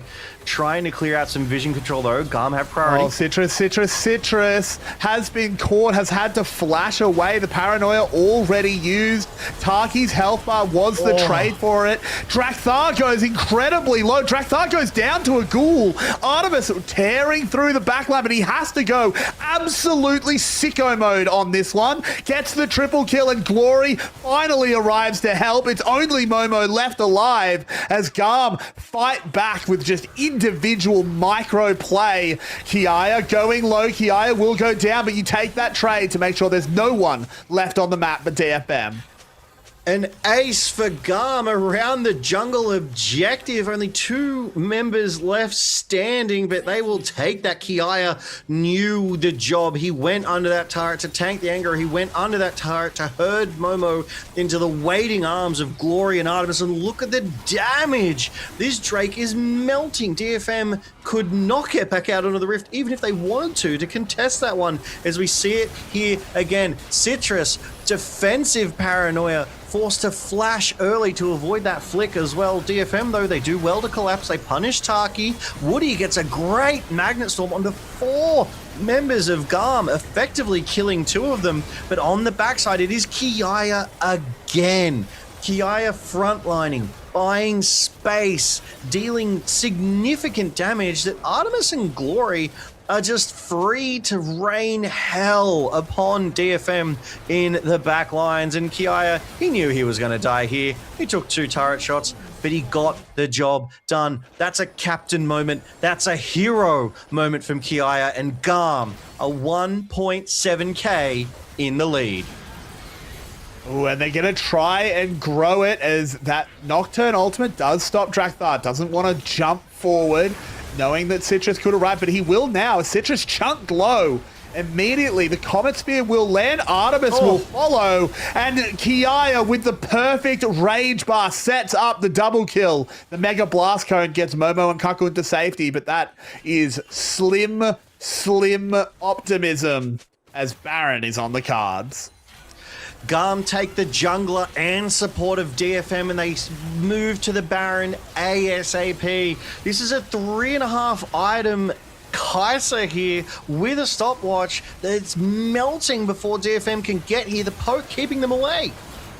They don't have a smite either. This will just be secured while Kiaya plays zone. Again, the perfect Narbar. Exactly what he needs to be doing. DFM lose Baron. They lose more members. It goes from bad to worse. It almost feels like a technical ace there because they killed the 2 and then they killed 3 as the 2 were still respawning. GAM, they get the Baron, they get the team fight. Suddenly, they're at 6,000 gold at 25 minutes here, Carrix. What was a DFM lead only 2 or 3 minutes ago, and it started here. Great hookshot, great ultimate there from Drakthar, forcing the defensive paranoia out of Citrus. Citrus aggresses too far forward. GAM just turns straight back onto him. Artemis pulls the trigger, goes in the back line, and DFM is split. Kiaya came from below them. Ult Woody hands another one to Artemis. DFM lucky to escape with 3 there, and then they clear the wave in mid and decide, hey, we need to contest this Baron. I really don't like this call. Obviously I can say that with the benefit of hindsight, but Ka-Kun was face tanking. Hang on a second, we come back to live as Artemis has gone legendary. This Kai'Sa showing that ADCs definitely still have a place in the meta as they push their way into this mid-inner tower. Taki was forced back on blinking health. The DFM should be able to defend for a little bit, but how do they hit this cannon minion? It's so far out, it's only going to be Kakun that can really touch it, and I don't know if he can do it fast enough, particularly when he's getting winged by Kai'Sa Ws. This is a tower that will go down. This is more gold for GAM. Yep, they crack open the mid lane tier 2. Pings go, cool, Artemis. Artemis finds Fisher, doesn't quite finish him off. Oh, Glory wants it.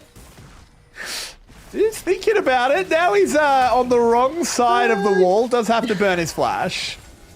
Yeah, I think that was the right call to burn the flash for that one, as the Baron empowered minions still lay siege to DFM's base. The Baron power play is 6,000 gold. GAM are at 9.5k gold now.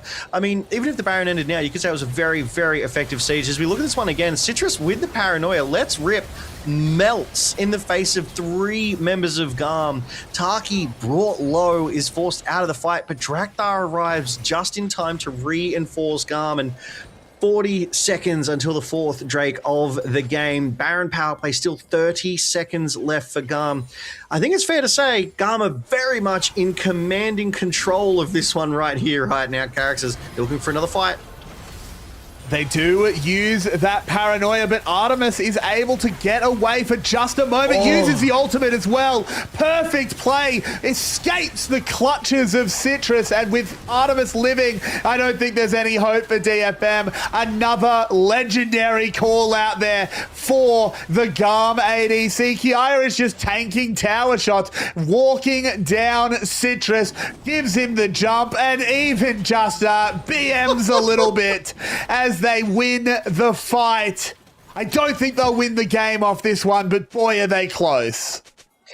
5-0. It is a clean ace over to GAM, and Citrus was having a giggle in his camera as Kiaya did emote a little bit there as they take the top tier 2, they take the mid inhibitor turret, and they go for the 4th Drake of the game. What started out like a really close competitive game here between DFM and GAM is now an absolute blowout as we take a look at this top side. That Hextech ultimatum, fantastically timed by Taki to lock up Fisher and to escape the clutches of DFM.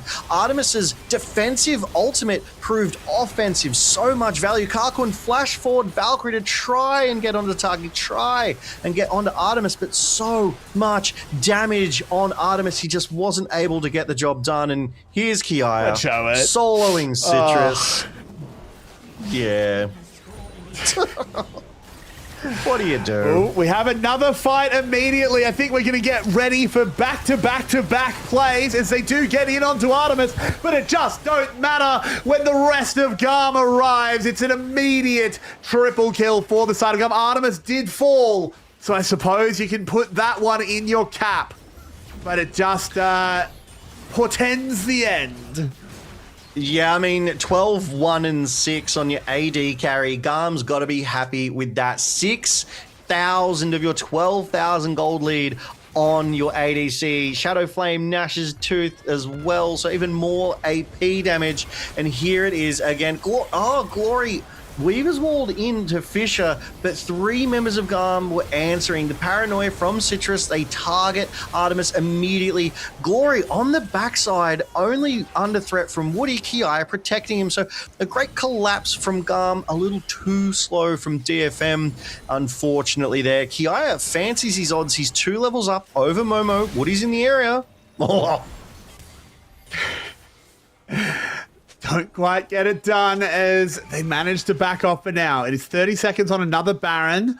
I don't think the Drakes are going to be relevant. 3 minutes until one more, and neither team is on Soul Point. I don't think that's an objective these teams will prioritize. Getting a red buff onto Artemis is an objective to prioritize, though. They want to make this Kai'Sa as strong as possible. 5 items, 12 and 1. This is classic Artemis coming back. Yeah, for sure. Artemis has to feel good about that. And look at the level differences across the Rift, right? Kiaya 2 up, Drakthar 1 up, Glory up. Every single member of GAM is up over their counterpart. Woody was a level 10 support going into a level 19 Gnar as Kiaya might be found Taki here. finds their way over the wall. Kiaya gets the big Gnar back on 2. Artemis going crazy, has a double kill already. There's a triple kill. I think we know what we're building towards here, Logan. Artemis finds a pentakill to send DFM home, to send GAM to the 2-2 bracket. Amazing fight from GAM, and credit to Glory, an immaculate Weaver's Wall in that environment, getting so much knock-up value, hemming DFM in, hurting them for Artemis to rain down upon them. And with that pentakill, GAM send themselves further into the Swiss bracket. They take the 3-0. We say goodbye to DFM, and they join their Japanese brethren, SHG, in a long, long off-season. And for them, a dangerous one as the promotion tournament awaits. No more LJL in the LCP for Split 3. It is true. And Carrick's, as we said, DFM will be in the promotion series. But enough about that. GAM have won. They did it. They now find themselves at 2-2. There is no relegation for them. They are still alive. Their hopes still good to make playoffs at the end of Split 3. And honestly, Carrick's, they just scaled up over the games. Game 1, they were a little bit shaky. It was very, very closely contested against DFM. Game 2, they were firmly in control from the start. They got a lead. They never let it go. Game 3, though, it was a bit closer for a bit longer, and then they just ran away with it. But take a bow, DFM. Thanks for everything for 2026. Yeah, I'm glad they did pick up a series win. There was a bright spot amongst an unfortunately dark few splits there for DFM. Hopefully, we do see them return soon enough.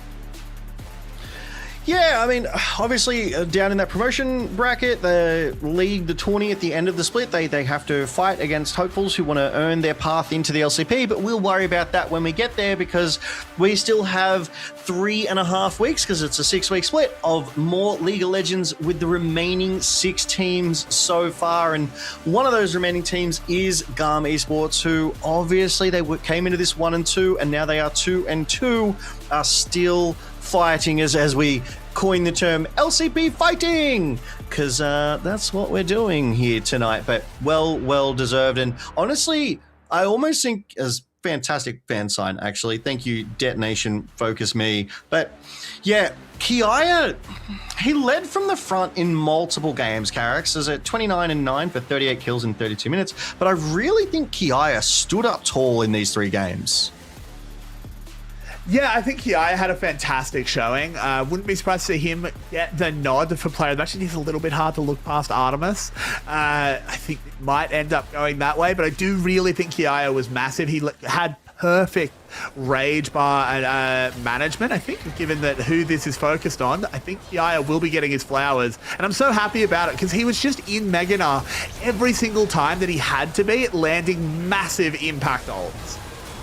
Yeah, I mean, that was on to 3, locking DFM up, buying the time for Glory to Weaver's Wall into the 3 to chain the CC, and all it did was buy space and time and safety for Artemis, and there it is. Congratulations, Kiaya, on a well-deserved player of the match. Consistent KDAs, improving KPs across the games, and the damage on that Renekton and almost as high as AD carries. Like, that's nothing to be sneezed at. Yeah, exactly. He was going crazy all 3 games. His Renekton was regularly 1v4ing. His Ambessa was landing the perfect public executions, always in the right spot.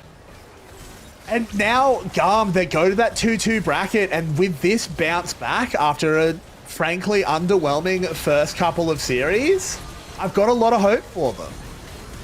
Yeah, it's good to see them come online. It's good to see them put together something cohesive.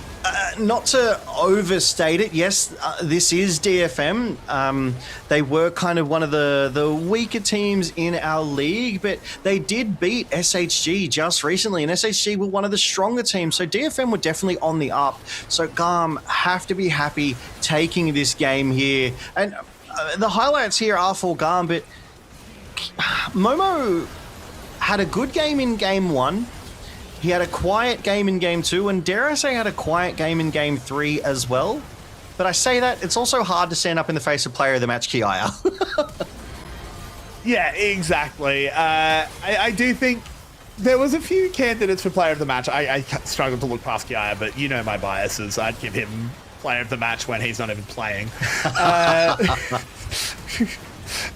So, I mean, overall, I think GAM looked a lot better. I think they looked cohesive. They knew what their roles were. There were a few very silly moments. That is, unfortunately, a reality with GAM. I'm not talking about this kind of moment where it was just a little bit of fun. More like that mid lane play where they just lost 3 for no reason.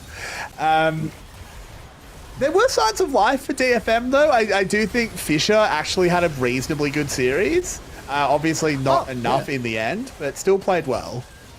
Yeah, I liked Fisher's Yone. I liked Fisher's Aurora. It definitely stood up in those games as well. That Aurora really could have become a very strong, very threatening win condition for DFM as we see this replay again. Kiaya was face tanking 3, even gets the ult out of Woody. Like, the Woody got so little value out of that Magnet Storm when it would have gone absolutely sicko mode in here if he just held it a little bit longer. And sometimes the timing of these ultimates, sometimes the execution, he knows what's up. He's like, thank you very much for my pentakill, team, because well deserved. And here are the results, Carrix. DFM 0-3 into GAM. They get knocked out 1-3. They are no longer in the LCP for the rest of Split 3, but GAM continue to fight for another day.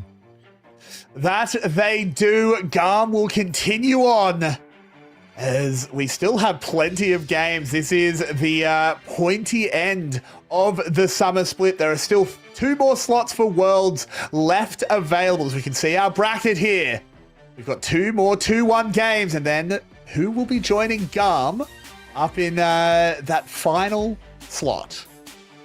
That's it. But looking ahead, we've got the DCG versus MVK. So PCS versus VCS and CFO versus GZ, a double PCS matchup there. So that will be a nice little derby. And as you say, who will go on to verse GAM? But tomorrow night, Saturday's match, it will be Relove DCG versus MVK Esports. Both of them are 2-1. So obviously one team, if they win, will go 3-1, and the other team will go 2-2. And obviously you want to be winning these ones, Carrix, because like you said, Worlds is on the line. We still have a total of 2 slots left out of the 3 the LCP has for 2026. You want to get there. You totally do, and we've got so many more games before we will know who will be going international, who will be representing the LCP, and I am so excited for it. I mean, here in the LCP, we're made for this, aren't we? We're going to go to Worlds and we're going to put our best foot forward, and we are going to scale up as we have with every international series. But Carrix, that is all from us here tonight. Thank you to everybody for watching. We'll be back tomorrow night with another best of 5. See ya.